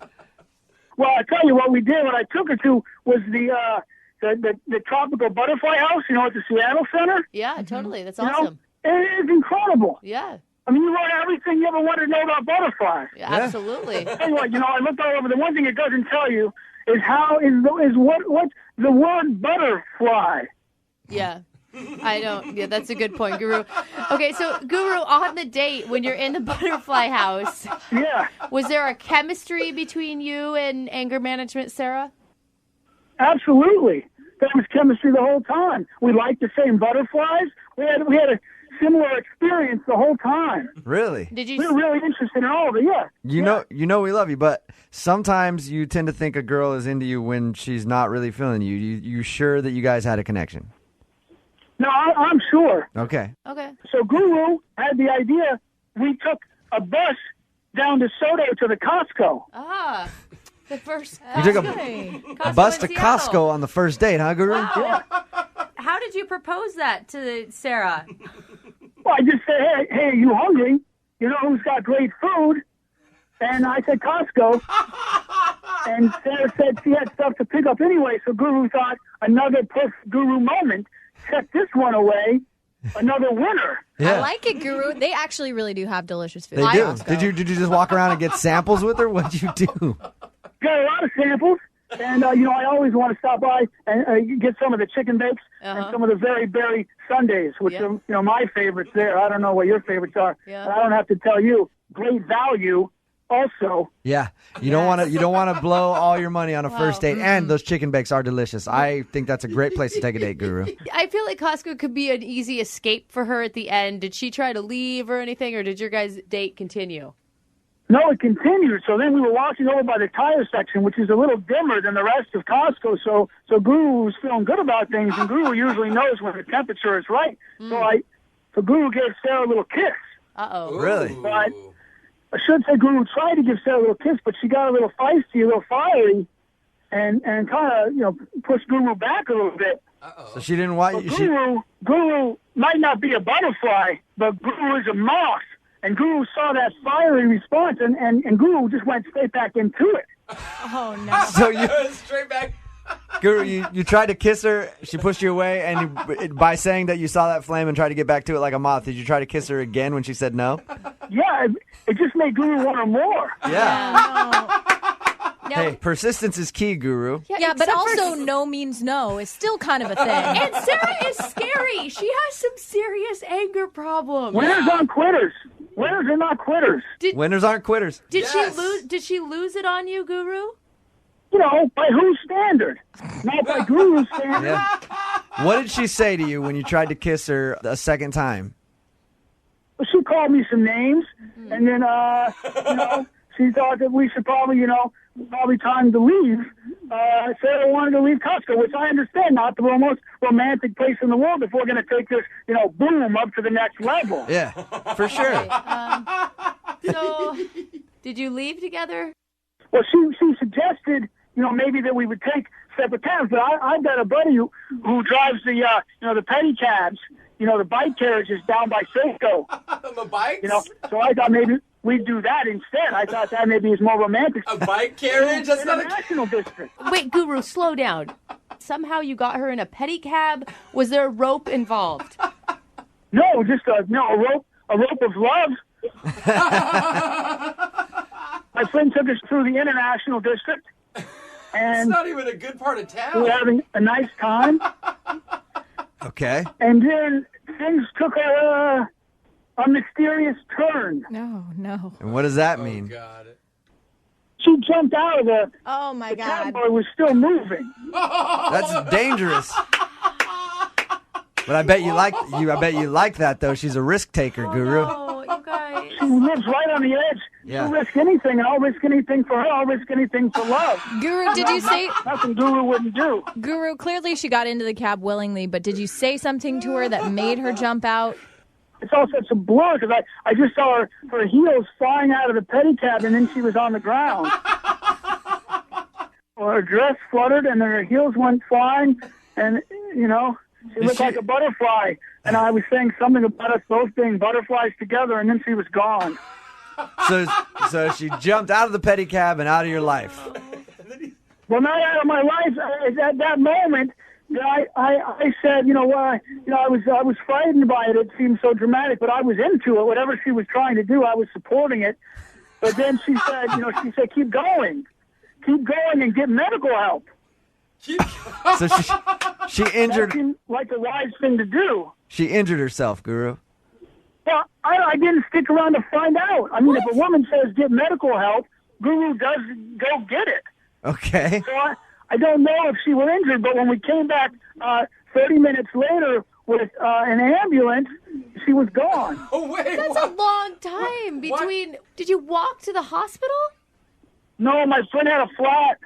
He got a flat, so then I finally hailed police. It just took a long time. I'm glad I hooked you guys up, Guru. It sounds God. Hey, it sounds like it was another eventful day in your life. We cannot call this poor girl. Either that or we're batten down the hatches because we're about to unleash a storm. Oh, no. Best Guru. story Guru behaved badly? Should I have done something different? No. You think? Yeah, no, dude. I think you did everything right. No. You know how it works. We're going to call her after this. You want to try to take her out again. You had a good time. Oh, Guru had a great time. Okay. And Guru knows. Guru knows when it's right. This is right. All right. But I'm getting nervous. I'm going to put you on hold. You know the drill. About 3.5 minutes. We'll come back, call her, and get your second date update. Oh, I'm starting to sweat a little bit, but it's happy sweat. Yeah. All right. Happy sweat. Hey, as long as it's the happy sweats, it's good, man.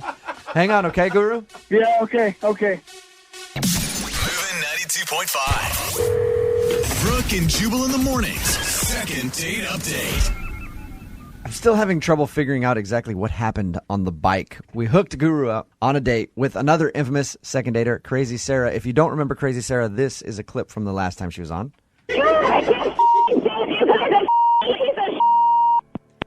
I like how the song Bruno Mars starts to come in at the end there. But no, she's very angry. We got a hold of both of them, ended up setting them up on a date. They went out. Guru took her to the butterfly exhibit at Seattle Center, then to Costco. On a bus. They took a bus to Costco. Hey, it's eco-friendly. Leave them alone. Chicken bakes. And then went on a pedicab, and apparently she jumped out of it or fell out of it, said, go get help, and she was gone when he got back. We're leaving out the part where he tried to kiss her. She said no, called him some names, and he went for it again. That's right. Thank you for bringing that up. And a half an hour time eclipse between him going to get help and actually helping her. This is a little different from most second date updates because, we set them up. She knows that we're about to call her because we said, hey, we need to get an update from you. Producer Boyd has talked to her. I've talked to her. We've calmed her down because she wasn't exactly super happy with everything, and we know she's a little fiery. Is there any one thing, Guru, that you think turned Sarah off from you? Well, I think Sarah has some fears and some doubts about things that Guru doesn't have. And that's why we wanted to set you guys up on a date. You know, I figured you'd be the perfect balance for each other. She's a little fiery. You're a little laid back. You know, you can help calm her down and show her a different side of life. Guru can be the stream to her tsunami. We can work this out. Yeah. There you go. I have no doubt. We can work this out. Are you ready to call your tsunami then? Oh, God. You just make Guru ready. All right. You just put me on the bull. Pick me up and put me on the bull, and let's ride. I'm ready. Hey, you know I'll put you on my back whenever you need, Guru. Oh, no. You ready for this? I appreciate it. Yeah, man. Guru loves you, Jubal. Hey, I love you. Well, okay. All right. Weird Now it's Here we getting go. Brokeback Mountain bull riding style. All right. Remember your slogan, Guru. Winners aren't quitters. Winners are never quitters. That's right. Don't quit, Guru. Come on. Hello? Hey, Sarah, it's Jubal. Hey. How's it going? It's okay. You doing all right since your date with Guru? It's over, so I'm doing great. Oh, you poor thing. We just talked to Guru, and of course, he told us about the date that he took you on. Apparently, he took you to the butterfly exhibit, Yeah? to Costco. Oh, he admitted that. Okay. Yeah, he said. He said you were into it. Oh, God. Yeah, Sarah, can I ask what your initial impression of him was? I thought he was weird. Yeah. I mean, but it wasn't weird, in a way that I couldn't spend some time looking at butterflies. Guru's quirky and eccentric. That's what I would say. I wouldn't call him weird. He's an interesting character. He'd be a fun guy to hang out with, I would Yeah, think. you wouldn't call him weird, but I would. Yeah, I think that's fair. Yeah, plus the other stuff's really weird. So maybe taking a woman to a butterfly house is not weird. The other stuff's weird. How did he get you on the bus to Costco? Oh, God, how did he get me on the bus to Costco? He said he had this great, new hotspot that he thought was really unusual. We're helping save resources by taking a bus. And I thought, cool place to eat that I've never experienced before. Mm-hmm. And I was right on half of it. I've never experienced eating at Costco before. Aren't the chicken bakes delicious, though? Not when a guy you met an hour before asks you to eat it Lady in the Tramp style. Oh, my God. He asked you to eat a chicken baked Lady in the Tramp style? Yes. I think I should have run then. I thought he was just making a joke. I realize now that was no joke. It was just getting weirder and weirder. And he has these long monologues about paper being the future, and I don't understand what he's talking about. I'm not getting angry, but I'm confused, and I'm strangely interested because I've never been around someone who talks the way he does. Right. But at the same time, I'm repulsed. Right. So you get in the pedicab.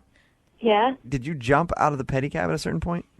Listen, you guys, you don't know. This whole thing, it just kept escalating and getting weirder. And he stands up in the pedicab, and he starts screaming, "I'm the king of the world," with his arms outstretched. And something just switched in me, and I just jumped out because the only thing I could think was I would rather be hurt and break my leg than spend one more second with this person. Oh, my God. Wow. I just couldn't do it anymore. Sarah, are you okay? Are you okay? Sarah, that's You know Guru. who this is? You recognize this voice? What? Oh, my God, no! No, you guys, listen. oh, no. Listen, Sarah. Oh, shoot. Sarah, can you just hear him out for a second, though? Because he really liked you, and I think he probably feels bad about the whole pedicab thing. Guru, want to make sure you're okay and healthy. I think that you have all this fire, which is the most beautiful thing about you. I feel like I've looked directly into the sun now, and I've come back from that. I am not attracted to you. That's just you're starting my thoughts. You start Guru sentences. That's chemistry. You can't buy that. But we have it together. I can't believe you would have the audacity to think I'd go out again with you after the places you took me, the way you behave. I mean, it shows me what you think I'm worth if you take me to Costco to eat. Did you ever think of that? It makes me feel really that you would think it's honorable to take a woman to Costco. There's a reason that you and I have been on multiple second date updates. There's a reason we're not with someone, and it's because we're special people. And we're a little bit off the grid, maybe. And so I thought you would appreciate those things that are unique. And that are unique. Maybe you don't. And I can't change that. Guru can't change your nature more than Guru can change nature. That's a very poignant statement, Guru. You keep talking in the third person. Why do you do that? It's horrible. It's obnoxious and it's crazy. Why? Sarah, you can call names and you can lash out, but Guru will still be here with open arms. There's no netting on this butterfly. There's no netting. There's no netting.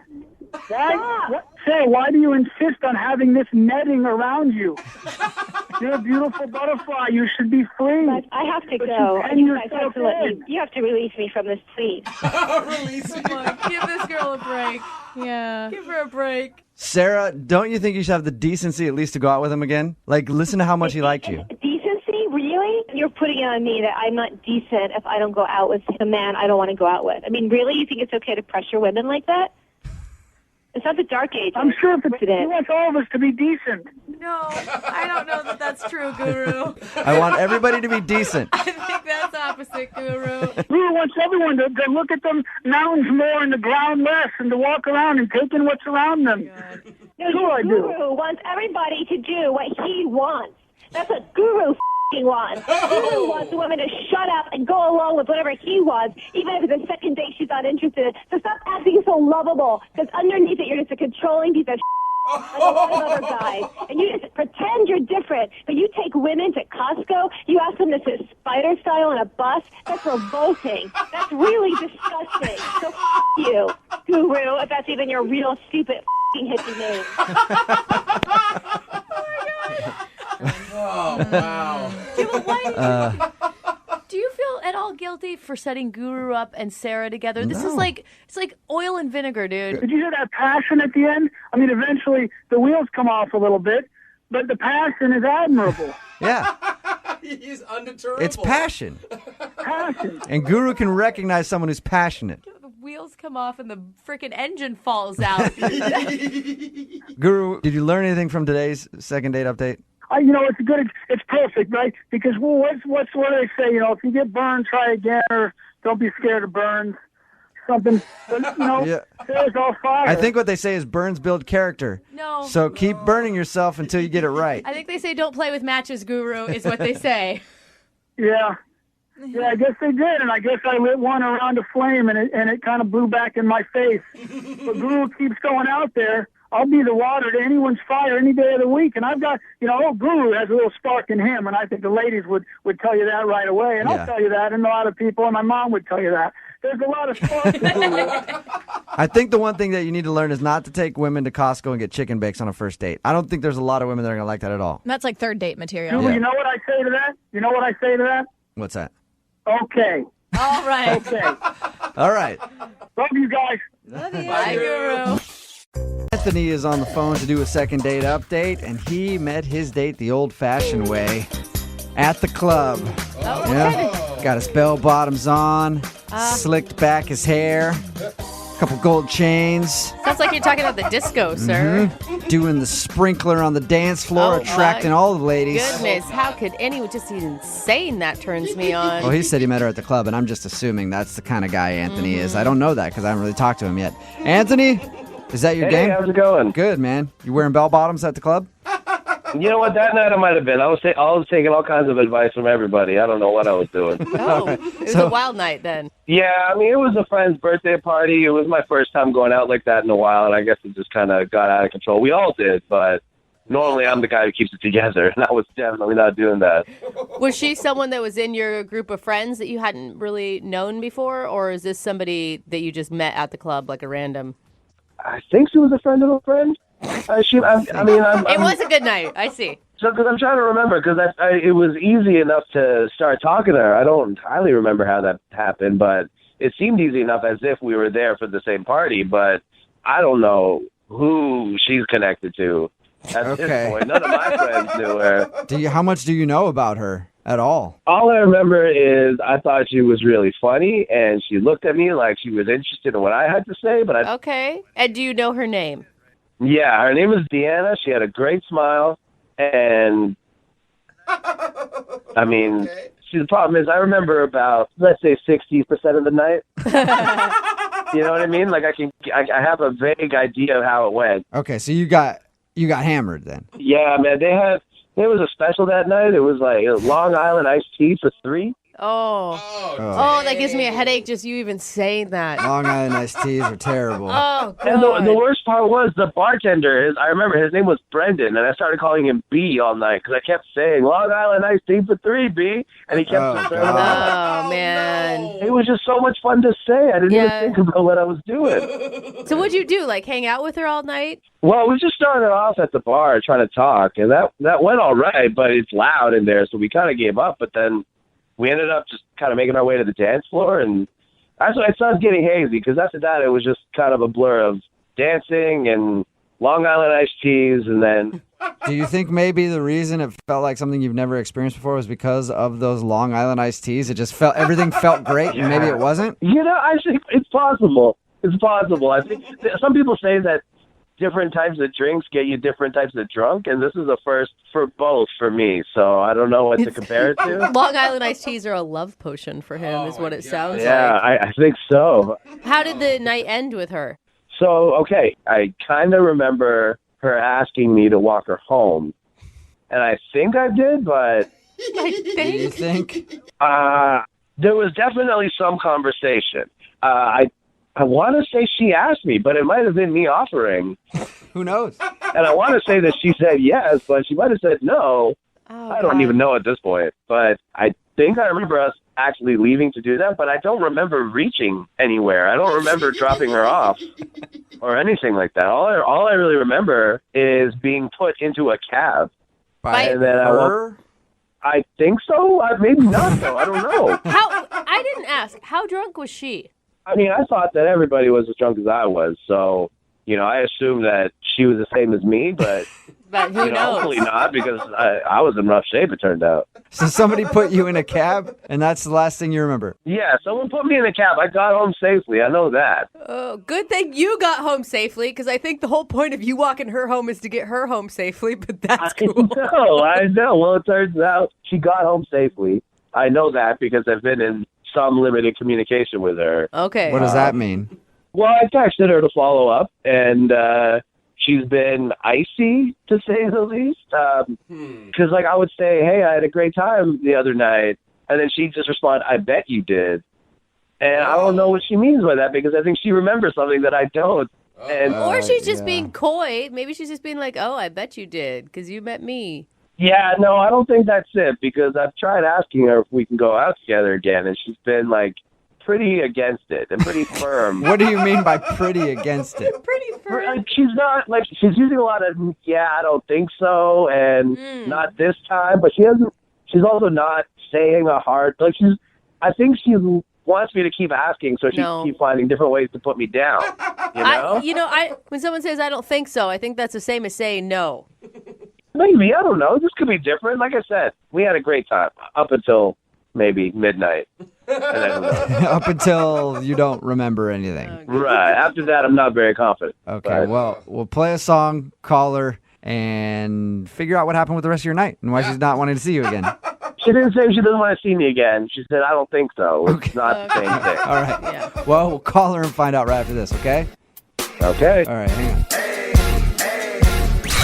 92.5. Brooke and Jubal in the mornings. Second date update. 4 words that should never be uttered on a first date. Long Island iced tea. It's all down here from there. Really, no words that should ever be uttered ever. Long Island iced tea. They should be illegal. Nothing good ever happens when you have Long Island iced teas. And Anthony, who's on the phone for a second date update today, had a bunch of them on his first date. Well, that's not even really a date. He met this girl named Deanna at the club. They had a special on Long Island iced teas, and he took full advantage and says he had a fun time hanging out with her, and they bonded and danced, and then he thinks he walked her home at the end of the night, but he's not sure, and somebody put him in a cab, but he doesn't know who. So we're going to call Deanna and find out what happened with the rest of his night and why she won't go out with him again. And you do realize, since the second half of the night is so hazy, there could be something really horribly embarrassing that she reveals about you. Yeah, I'm pretty terrified. Okay. All right. As long as we're ready. Oh, yeah. I'm going to dial her phone number right now. Here we go.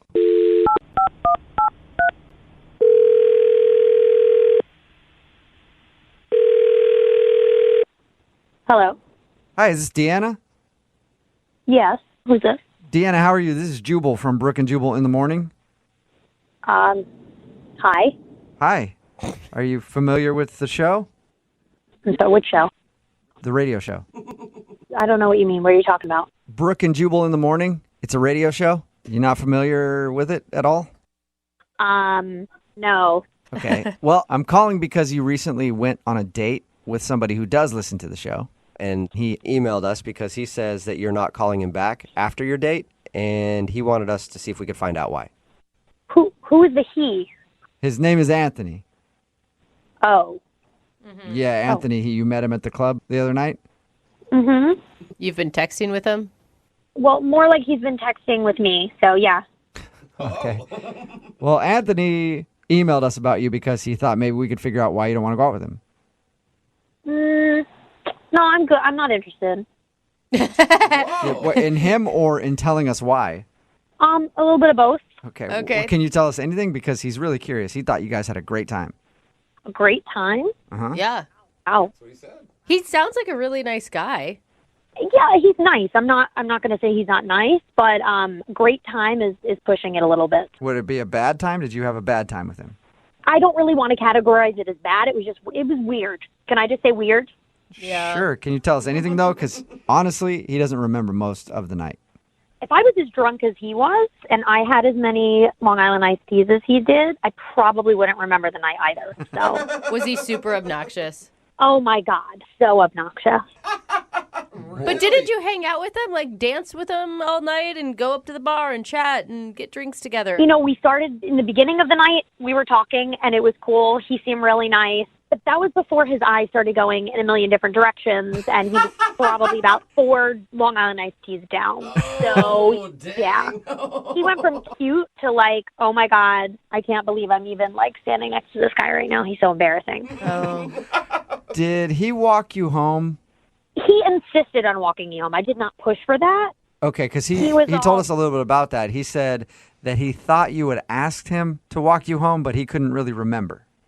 Yeah, no, it didn't go like that. I said, I'm going to go. And he said, well, it's a man's job to make sure a lady gets home okay, so I'm going to walk you home. Hey. Well, I couldn't get rid of him, not going to lie. So I was like, all right, whatever, it's 2 o'clock in the morning, I'm just going to go with it. It's funny because he thought he was walking me home, but it was more like me walking him home. Yeah. So were you the one that put him in a cab? Yeah. Okay. Yeah, he was wondering. He couldn't remember. He thought maybe you did or somebody else did. Yeah, no, it was just him and I.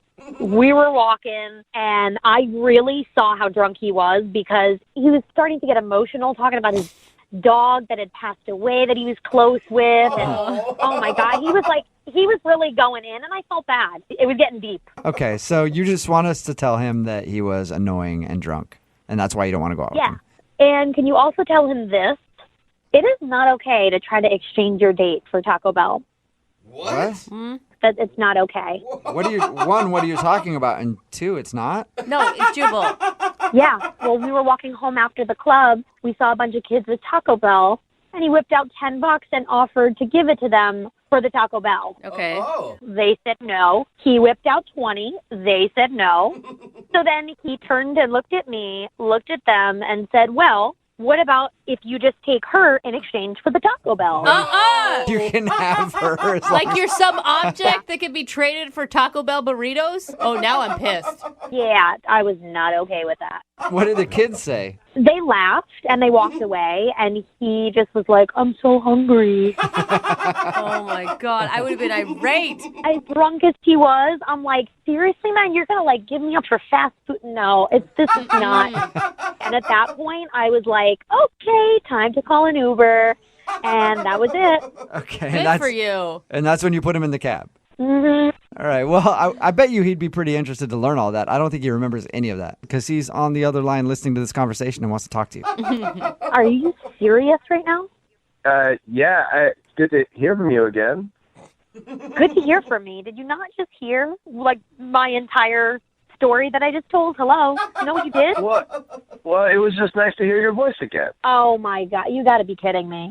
Did you hear that you tried to trade me for burritos? Okay, I'm really sorry. I'm really sorry I did that. I don't remember doing it, so I I mean, I trust you. I take your word that that's exactly how it went down. But I promise you, normally if I was sober, I probably wouldn't try to trade you for food, though. So I would hope you would never, even if you were sober, try to trade me for anything. Yeah, I'm pretty sure that I was just joking because I was so drunk and I've been so funny all night. No, you pulled out your wallet and pulled out actual cash money. Well, was there more than one taco? Because I'd like to think that I was trying to get some for both of us. I don't know how much was in the bag. Does it really matter? You tried to trade me for fast food. Okay, well, it doesn't matter how much Taco Bell there was. I'm sorry I tried to trade you. What if I promise never to do it again?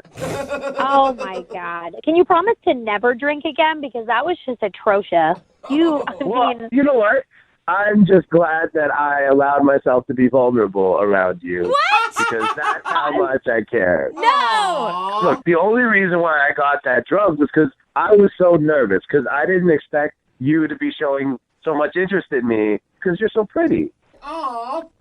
No, you were drinking so much because it was $3 for 3 Long Island iced teas. Oh, those must have been dirty. Well, I mean, I appreciate a good deal, and I was nervous about talking to you. It was also that, Deanna. Those are 2 very good statements that he came back with, Deanna. You got to give him that. I don't know. I mean, he's funny. Listen, I'm going to give it to you, Anthony. You're a funny guy, and you're nice, but you were a lot cooler before you threw down all those drinks. I liked you before that. After that, not so much. Well, in that case, Deanna, would you like to go out with Anthony again? We'll pay for it. Deanna, how about this? Go on a date with 10 o'clock me, not 1 a.m. me. I think you should make it like 7:30 you, Anthony, from the sounds of it. If you go out with me again, I promise I won't drink on our next date. I won't drink on our next 5 dates. I want you to get to know me, the real me, sober me, all right? I won't eat for 5 days. Whatever it takes. I won't do anything other than you. Whoa. I don't think you wanted to say that. That's a weird statement, Anthony. Yeah. You know what I'm trying to say, though. My point is, like, I just want you to get to see the real me again, not club me. I don't like that guy. I don't want to be that guy. What do you think, Deanna? Would you go out with Anthony one more time if he promises not to drink? Say yes. We've all had dumb drunk nights. Do it. Give him a second chance. I will go out with you again if you promise not to drink and you promise not to trade me for food. What do you think, Anthony? Can you do it? Yeah, that's the deal. I can do it. I promise not to drink, and I promise not to trade you for food. All right, then yes. Let's do it. All right, Sure. well, congratulations, Anthony. You got your second date. Yeah, thank you, guys. Don't screw it up. Yeah. I'm so excited I'm going to celebrate. Who wants to drink? No, nobody. Not you. Brooke and Jubal in the morning. A text in at 78592 says, that girl's crazy. I would totally trade myself for some Taco Bell right now. Talking about today's second date update. If you missed it, Anthony wanted to call Deanna. He wasn't sure why she wasn't calling him back. It turns out he got so hammered on Long Island iced teas that he was just a mess. Oh, man. And he was walking home. Well, she was kind of walking him home, but he said he was walking home, and they ran across some kids who had Taco Bell, and he actually tried to buy it from them and then offered to trade her for the food, and that was a big turnoff. Yeah, probably also because they didn't do the trade. Like, he got denied that too. But what's sad is the red flag should have been the Long Island iced teas. Anytime a guy is drinking just one of those on a date, you know something is going to go horribly wrong. Anyway, she decided to actually go out with him again just if he doesn't drink. Oh, man. I don't know if that's a good decision. Yeah, no, because at some point, even if they date longer, there's going to be Long Island iced teas involved again, and she's going to have to babysit and possibly be traded for food. Probably not a great idea, but they did decide to go out again. Remember, if you want to do a second date update, all you have to do is email the show, and we will call the person who didn't call you back.